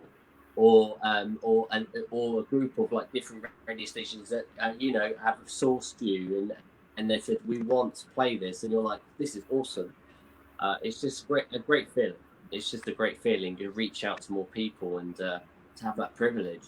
You know, it's just great. So I could imagine you were just like a little kid going, it's, you know what, it's a really cool moment that you get a feel when you're you know, obviously when you're sort of starting a band from the ground up. And for a while, you know, all the people you interact with are, you know, people you know. You know, it's people on your local scene, your mates, stuff like that who interact. And, you know, people that you have, you know, the people that will post about you know, people you know that you specifically contacted, that you've had this connection with. And then there's a point where you get that little bit of extra, you know, coverage. And you see people that you don't know, that have never interacted with you, saying stuff about your band or posting stuff. You know, someone that you have never specifically brought it to their attention. They found out about you through themselves. That's pretty exciting. You know, it's like, you know, obviously the apex of that, as I say, is people you don't know singing your lyrics back at you. Unreal, insane. But it's like, you know what? It was just one little thing that I really loved, but we got shared by there's a Facebook page called Splendid Sharp Shit Posting, who just do sharp memes, and it's great. They're hilarious. You know, good fun-spirited bunch. But they put up a post, you know, earlier this year or maybe last year, saying, "Holy shit, there's someone who's done sharp metal." And I was like, "Oh, great! People have found us. The sharp nuts have found us." So yeah, it's a great moment. It's fantastic, isn't it? And I was going to say, talking about Sharp, because you know I actually like Sean Bean a lot. I actually like a lot of his movies. You know, I like him in GoldenEye. I like him in you know, Black Death. He did that movie. Obviously, the Sharp series, Equilibrium. There's just endless. You know, he's in obviously the Silent Hill movie is in that as well. He's been in so many things. As a Sharp fan, you know, how do you like? Are you like a really, obviously you like Sharp a lot. Are you one of those really hardcore Sharp fans, or did you just get introduced? Do you remember how that transitioned? Do you remember someone introducing you, or did you just find it and you know, and get into and know that Sean Bean was Sharp, and you know, get into it that way, and then find out what he did after. How did it? You know, what was your process? Well, I was definitely a Bernard Cornwell fan before I was a Sharp fan, because I am Nice. again, this is the bad influence of my dad. God, he has so much to answer for.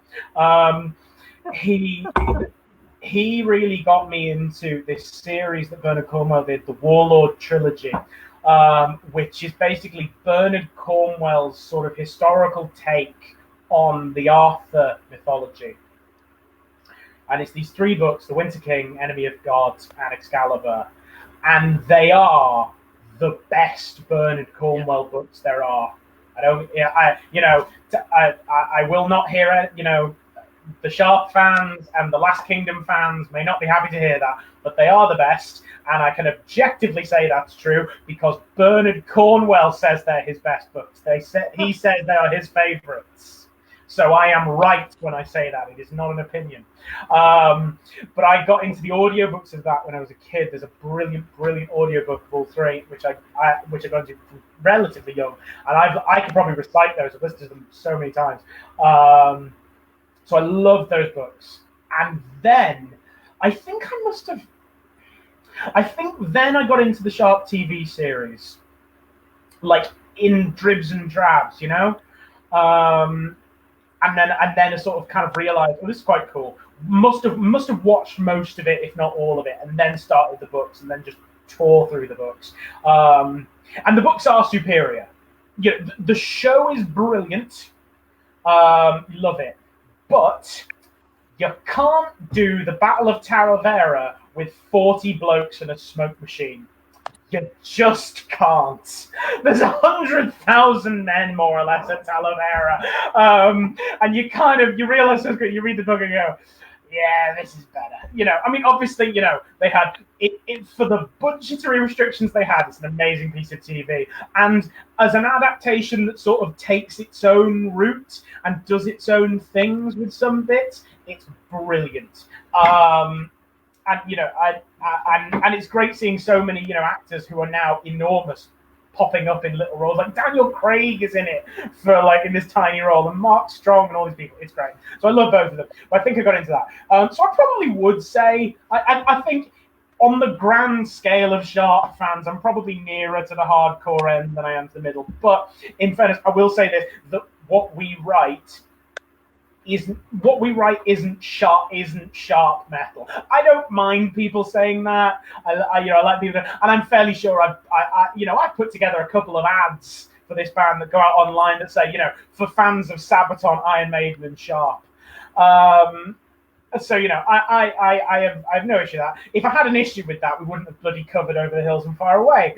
But you know, at the end of the day, but Forlorn Hope is not Sharp metal. It's not metal about Sharp. Sharp was my gateway to the real history, and the real history is what inspired Forlorn Hope. So it's, you know, it doesn't go Peninsular War, Sharp, Forlorn Hope. It goes Peninsular War and then Sharp and Forlorn Hope. Common ancestor, common source of inspiration. So yeah, that's how I'd approach that. But as I say, I do not mind for 1 minute anyone saying Sharp metal about us. They're not going to be able to say it when the next album comes out. I hope that doesn't disappoint them too much.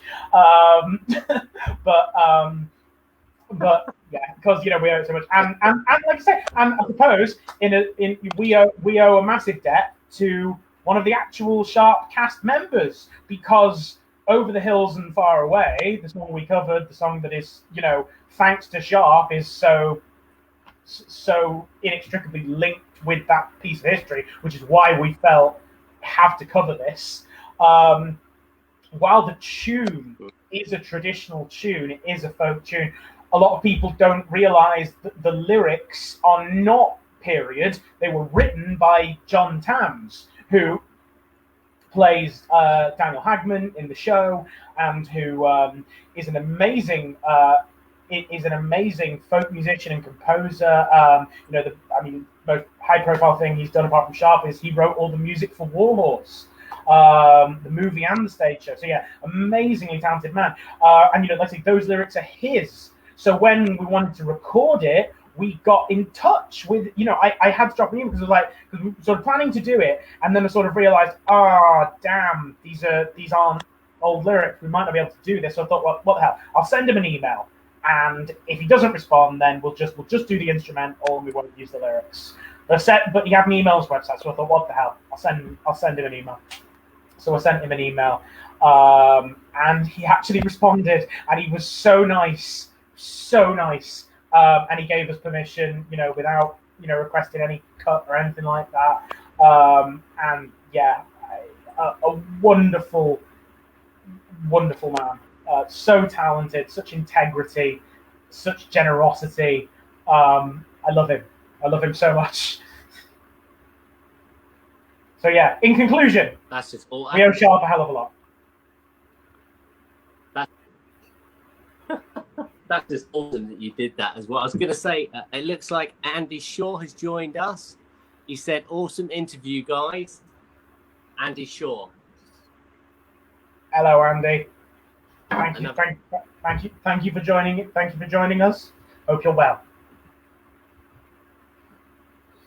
Thank you, Andy. I appreciate it. And it's just awesome, especially Chris, not only giving advice and being on similar wavelengths, but just giving us a great insight of Forlorn Hope and how it all became, and the historical factors that you went through in the research. And I think it's great because obviously fans and anyone joining, like Houston, wanting to know about a band they love, it's so important when they really get to know almost personally about what it is. It's not just performers and storytellers. It's so much more involved, and it shows how human we are. how human we are as writers and musicians, and I love it. I didn't want the band thinking I was human. So many people to worship the ground that I walk on as a god of historical heavy metal. It's a terrible idea.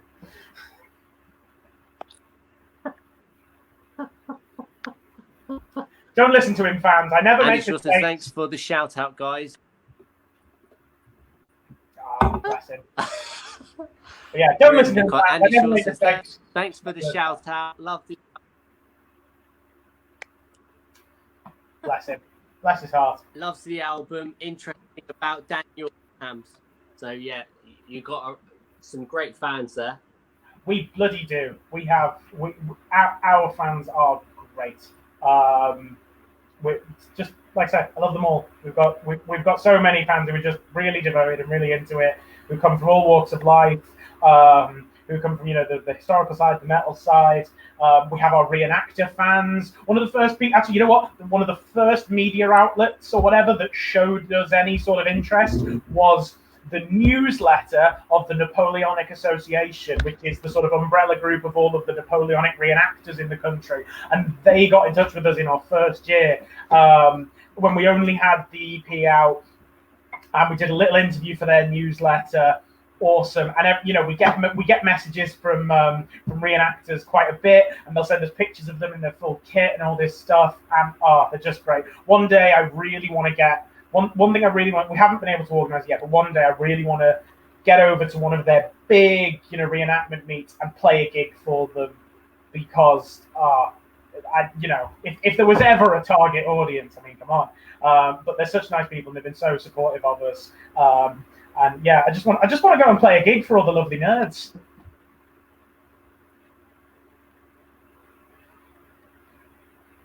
I think that'd be really cool, and I think with the way the band's going and everything, and I just think I could see that happening. I could see one day something like that happening, and you being able to do that, and I think that'd be really cool and special, especially because it means so much to all of you, and you especially.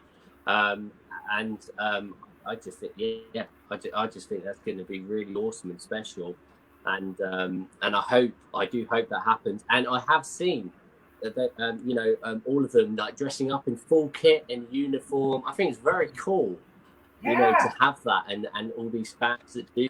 And I just think that is just something really special to add to the response you have from fans and people interested in what you're telling, and being as accurate as you can as in the history you're trying to say. And like you said, not go too far with it, but do it just right, so it's exciting and it's not just going on and on and on. You're really getting the details in there, and like you said, the artwork had to be right. Everything you're doing has to be right, and you're just doing it. And I think it's so important you take as much time as you need to deliver a whole package.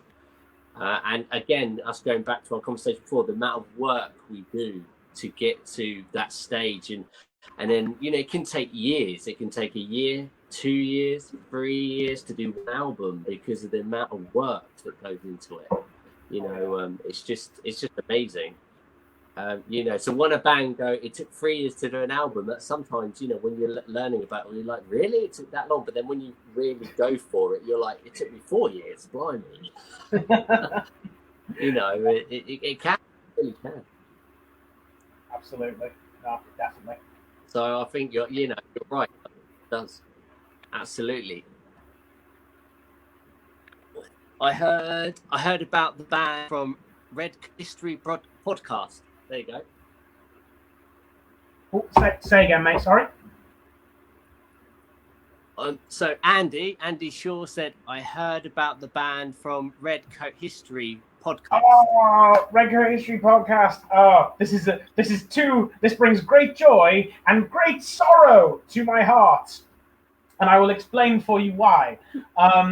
Basically, Regco History podcast is this fantastic little podcast which is run by this chap called Christian who lives in South Africa, and I love him because he's kind of, in a sense, he's sort of doing what we're doing. He's not a proper historian. He's not, you know what I mean. He's not a formal historian. He is an amateur, an enthusiast who is just putting in as much time and effort as he can possibly muster to tell these stories that he's passionate about through his medium, which is his podcast.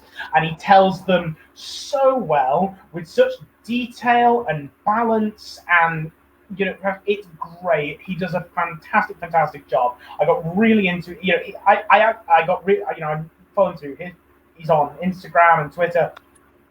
He's got his first series all about the Zulu War. It's fantastic. He does some other stuff in me. But basically, his most recent series was about the Peninsular War, and we'd sort of, we'd interacted before on social media with him and Forlorn Hope, and so we got in touch asking if he sort of asked, he was inquiring about, featuring the music in the show, and we said absolutely brilliant. So the first episode is full of Forlorn Hope tunes alongside all this brilliant history, and it's great. But unfortunately, he's had to stop using it because basically it's the most absurd thing.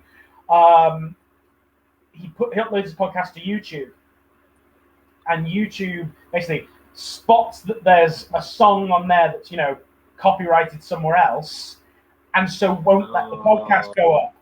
And then and we don't know how to fix this, because he submits like a copyright claim through YouTube saying, the band say I can do this, and we're there going, he can do it.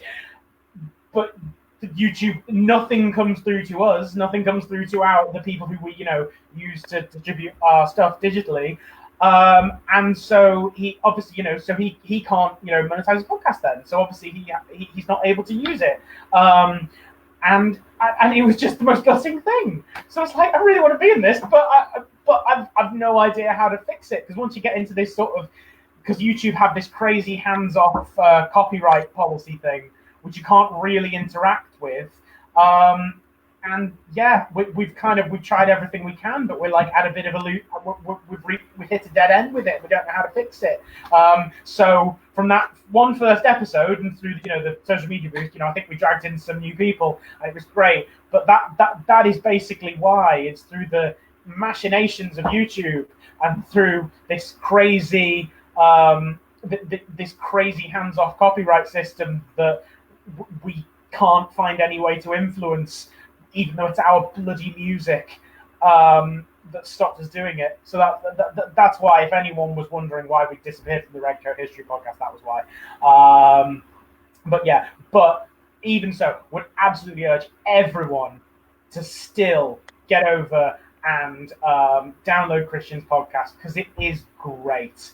and he's a really lovely guy. And like I say, he's just an enthusiast who is doing his absolute best to tell these stories that he cares about as well as he can and with as much detail and integrity as he can. So I love that, and I really respect that. So yeah, he's a top bloke, and it's a brilliant podcast. And I wish we were still on it, but hey, the fact that we have had that involvement at all, I count that as a win. That's sort of like that. That's just yeah.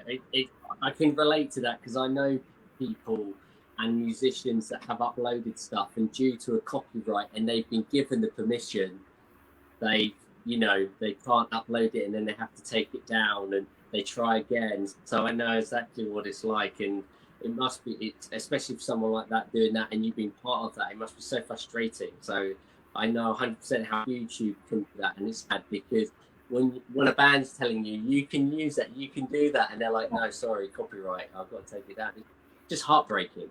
So it's lovely that this fan has reached out to you through that one episode, and it's just really great. And at the end of all, I assume as well, we'll put all these links in so people can find all the stuff we talked about as well. Absolutely. Which is cool. And I think Andy said, Are your plans to have a different album about different periods of the military history? Andy. Now that's an exciting question, isn't it? Well, big question. Yes, broadly speaking. So first album was concept piece about the Peninsular War, which, this particular chapter of the Napoleonic Wars, which I had this particular personal passion for. Now, I think that going forward with full albums, they will always be concept. As far as I think they will always be concept pieces in the sort of the different ways one can interpret the idea of a concept piece, and I'll get onto that in a second. So I think we will approach all sorts of different stuff. Our next album, which is planned, I'm not going to tell you what it's about because that's secret. But it's going to be interesting because it's not going to be a whole album about one particular piece of history, one particular period. What it's going to be, it's going to be an album about all the songs are going to be about different instances in history over about a 150-year period, something like that. Hang on, let me think. No, about 100-year period. But it will all be it'll be on a common thread. There'll be this common historical thread which we will trace through this 100-year period, through all these different stories which are connected by this thread. That's what album 2 will be. Future albums, again, there's so much I want to do. Like I say, we had that first album which was all dedicated to one particular conflict. I would love to do that again. There's so much stuff I'd like to approach.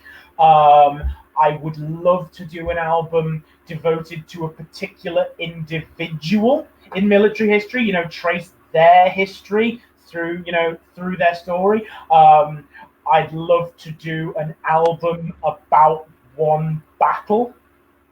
I'd love, one where there's enough historical detail to do that.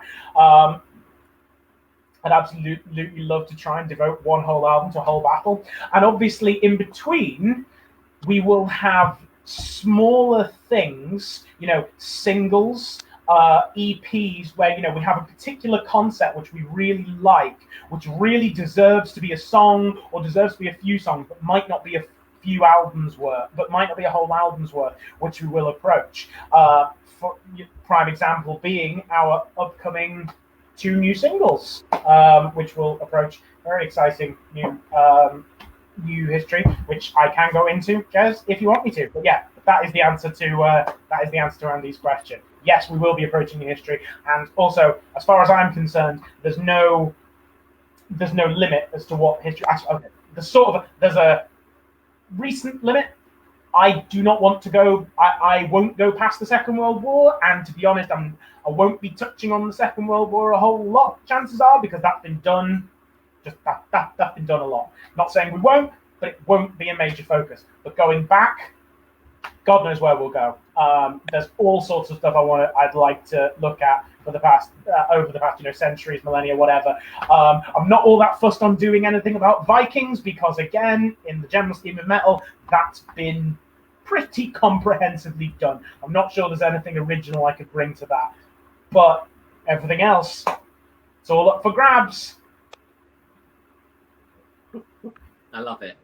Absolutely perfect answer. And actually, the next question was, where from now? Where you at now? What is coming next? I'm sure Andy is really it's to know where you're going as a band. So yeah, where are you going next? Okay, brilliant. It's time to plug stuff. Right, okay. So as soon as our practice rooms reopen and we are able to go back, get back practicing and get back up to standard, we will be heading into the studio, heading to Whitewood Recording Studios in Liverpool, and we will be recording 2 new singles, 2 standalone singles. They're not precursors to an album. They are individual standalone pieces that will be released over the following months, staggered. The first one is a song that anyone who's seen us live in the last 8 to 10 months may have already heard. It's a song called To the Bitter End. And that is our first sort of dipping our toe into the colossal history of the First World War. It's something that I'd sort of, in my head for years, I'd always thought it would have been good to approach, but it's such a massive topic, such an emotive topic, that it's something that would have to have been done right, or the story would have to be there to really justify. Because also it's a subject that's been done a lot. There are a lot of songs about this. There's a lot of songs, there's a lot of movies, a lot of things in popular culture about the First World War, especially recently, was having had the 100th anniversary. That's also a consideration. I've got to be able to do something original with it. I don't just want to repeat what a movie or something has done. So, but with To the Bitter End, we found what we wanted to do with that. And we found a particular story from November 1916, the absolute tail end of the Battle of the Somme, where an attack on the final attack of the Battle of Somme on November 18th, about 100 to 130 men of the 16th Battalion Highland Light Infantry and 11th Battalion Border Regiment got cut off and trapped in the second line German trench. Broke through the first line, got to the second line, came back in, were trapped there.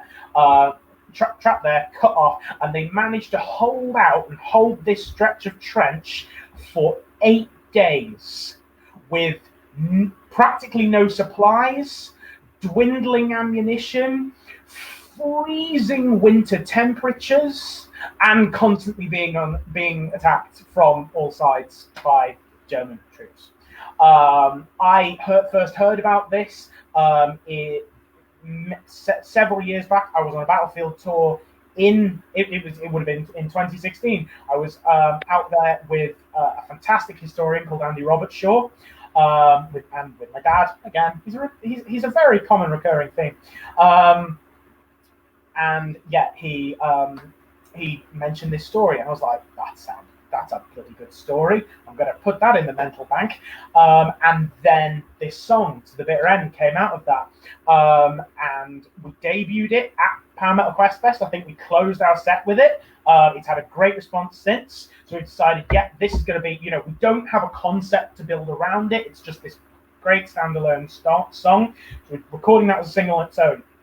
And we're also, to accompany it, and this will be exclusively available on the CD, we have written and are recording what we're calling an audio history of the event. So it's going to be about 45 minutes to an hour's worth of spoken word history, telling the full story of this action in as much detail as we've been able to get, from all the available sources.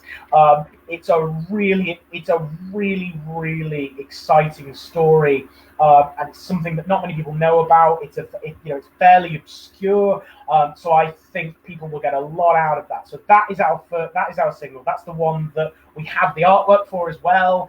We have Mitchell Nolt has done his magic, done some artwork for that. It looks amazing. And so, yeah, as soon as we get the opportunity, we're going to go into the studio, we're going to record this, we're going to record the audio history, we're going to get it out there, and we're going to have dedicated merch, we're going to have everything. It's going to be great. We're going to absolutely love it. So that is our first one. So basically, we jumped from 1814, which is where we left you historically. We jumped forward to 1916. You're going to love it. After that, as I said, we're recording 2 singles. There's another one that we will record at the same time and release a few months on. Another standalone. I am not going to get into what the specifics of this one. We're going to keep that one. We're going to keep that one to ourselves for now. But I am really excited about this song because it's a we've taken a very different approach to the history than we have previously. Because do you remember what I was saying about, the idea of doing a concept album that is, all these different periods in history with a common thread that runs through it? We've kind of done that in one song. And we've kind of crammed nearly 200 years of history and some really big sort of, conceptual ideas into one song that's under 5 minutes. So it'll sound like Forlorn Hope, and it's Forlorn Hope through and through, but this approach to the history is a kind of it's something kind of experimental and fresh for us, and it's a big undertaking in terms of what we're trying to achieve lyrically, and I'm very proud of what we've produced. I think it passes muster. I really, really hope everyone agrees. So yeah, that's something for you to be excited for. Chances are that's probably going to be next year that one comes out with the staggering and stuff like that. But yeah, both of those new singles coming. Going to have dedicated merch. Going to have all sorts of historical content. All sorts of exciting stuff. So yeah, there is a lot to look forward to coming from Forlorn Hope in the next 6 to 8 months. Oh, that is awesome. That is just awesome. I was going to say, Dylan has joined us as well.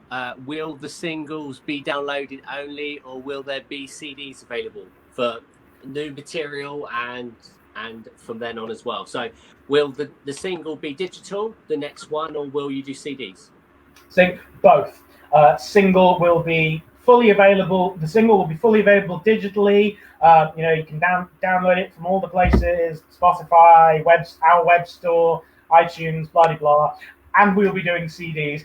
But as an we can certainly say this with the first one, with To the Bitter End. Haven't quite worked out what we're going to do with the second one yet, but we'll get back to you on that. The second one they'll both be on CDs.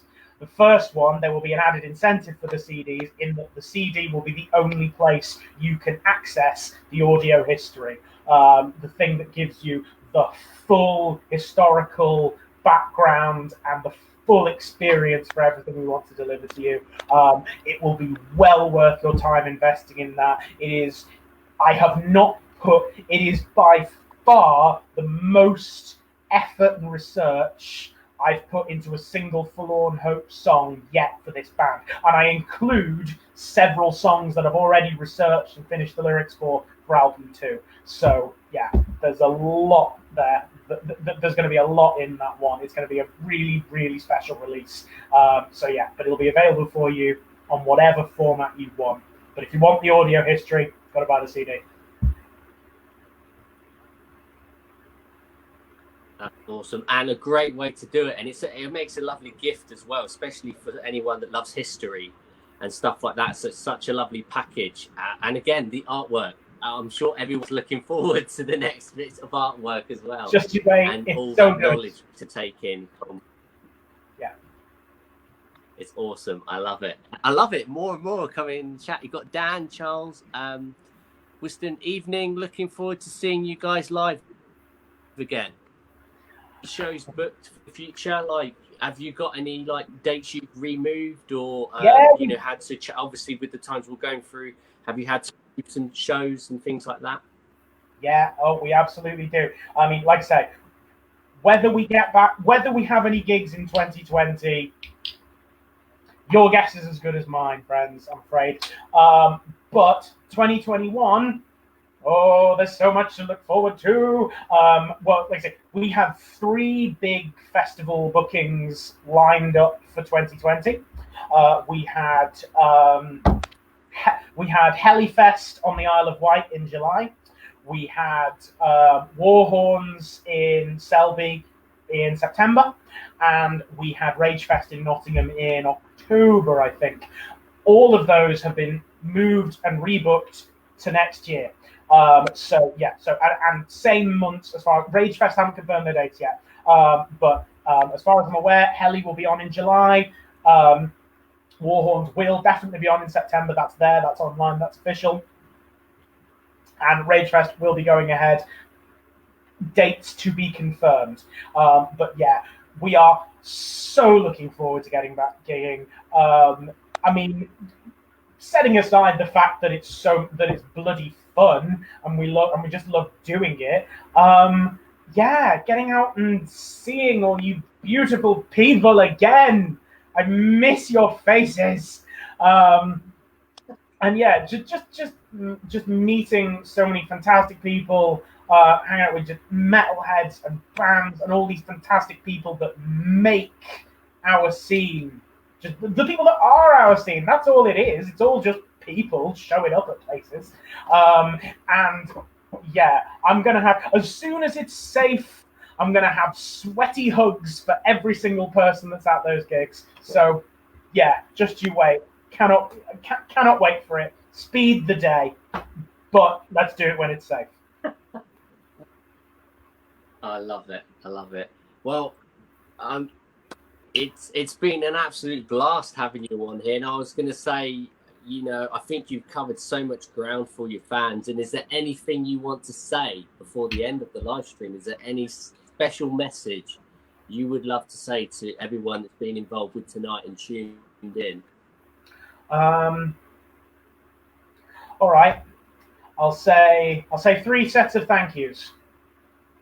I'll say a thank you to my dad, who we've mentioned so many times in this stream, and I wasn't even planning to, but it just constantly pops up. Thanks, like Chris. But yeah, particularly because I'm not going to all the nonsense. You inspired me to do this. Yeah, it's your fault that I'm into this music and into this history, so you've got that to blame. But for preparing the research project for To the Bitter End, as a self-taught First World War expert, basically, he has been a colossal help in that research. So a lot of the strength of this new release, that bit of this new release, will be in a major part down to him. So big number 1 thanks to my dad. Number 2, an enormous thanks to Alex, Danny, Jade, and John, my 4 excellent and estimable bandmates. I wouldn't have let a fucking nutter like me direct the course of my band on the basis of obscure historical enthusiasm. But the fact that you said, yeah, let's do it, and the fact that you let me handle you let me do interviews and stuff like this, and the fact that you're all proper musicians, unlike the hopeless chord bashers like myself, who actually make the music, because it's one of those, you can read as many freaking history books as you want, but the proper musicians are the ones that really make it. So for that, and for just being great fucking mates, thank you to them. And lastly, and probably most importantly, thank you to our fans. Thank you to every single one of you who has bought a CD, bought a T-shirt, downloaded something, shared the page, come to a gig, done anything. Your enthusiasm is just constant, and genuinely, it just keeps us going. It's so great. It is so encouraging, and it really does help us get through. I'm waffling, but thank you so much for your support. It is absolutely invaluable. We would not be where we are now, working towards the goals we're working to now, if it weren't for every single one of you and your moral and financial support. So yeah, cheers, guys. Thank you, all of you. And thank you to you, Jez, for having me. It's so nice to see your beautiful face. And I look forward to the day that I can actually see it in person. And you're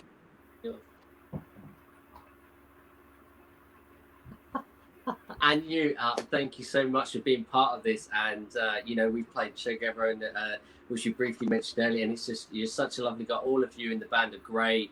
I miss obviously you, and I hope we get to reunite soon after everything that's going on. And again, thank you to the fans supporting not only Forlorn Hope but myself, and being part of this experience and learning more about your band and getting that personal kind of feeling about what we go through as musicians, and all the stuff we talked about and Chris talked about here, answer your questions, and we'll put the links in after this live stream as well. So we're carrying answering stuff as well, and I'd love to have you back at some point, maybe when the single's out, and yes. and anything moving forward. We'll come back for an awesome discussion, and it'd just be great. It'd just be great, man. So I really appreciate it, and say hello to your whole band for me when you see them, and I just can't wait for the future for Forlorn Hope. It's going to be awesome. Hell yeah! Thank you, man. Thank you, mate. It's been an absolute pleasure. You're very well, this is bye from all of us here, and tune in for the next one. And thank you for being part of musician, Chris. And just can't wait to see you again. So take care, and thank you all for tuning in, and we'll speak soon. Take care. Bye, everyone.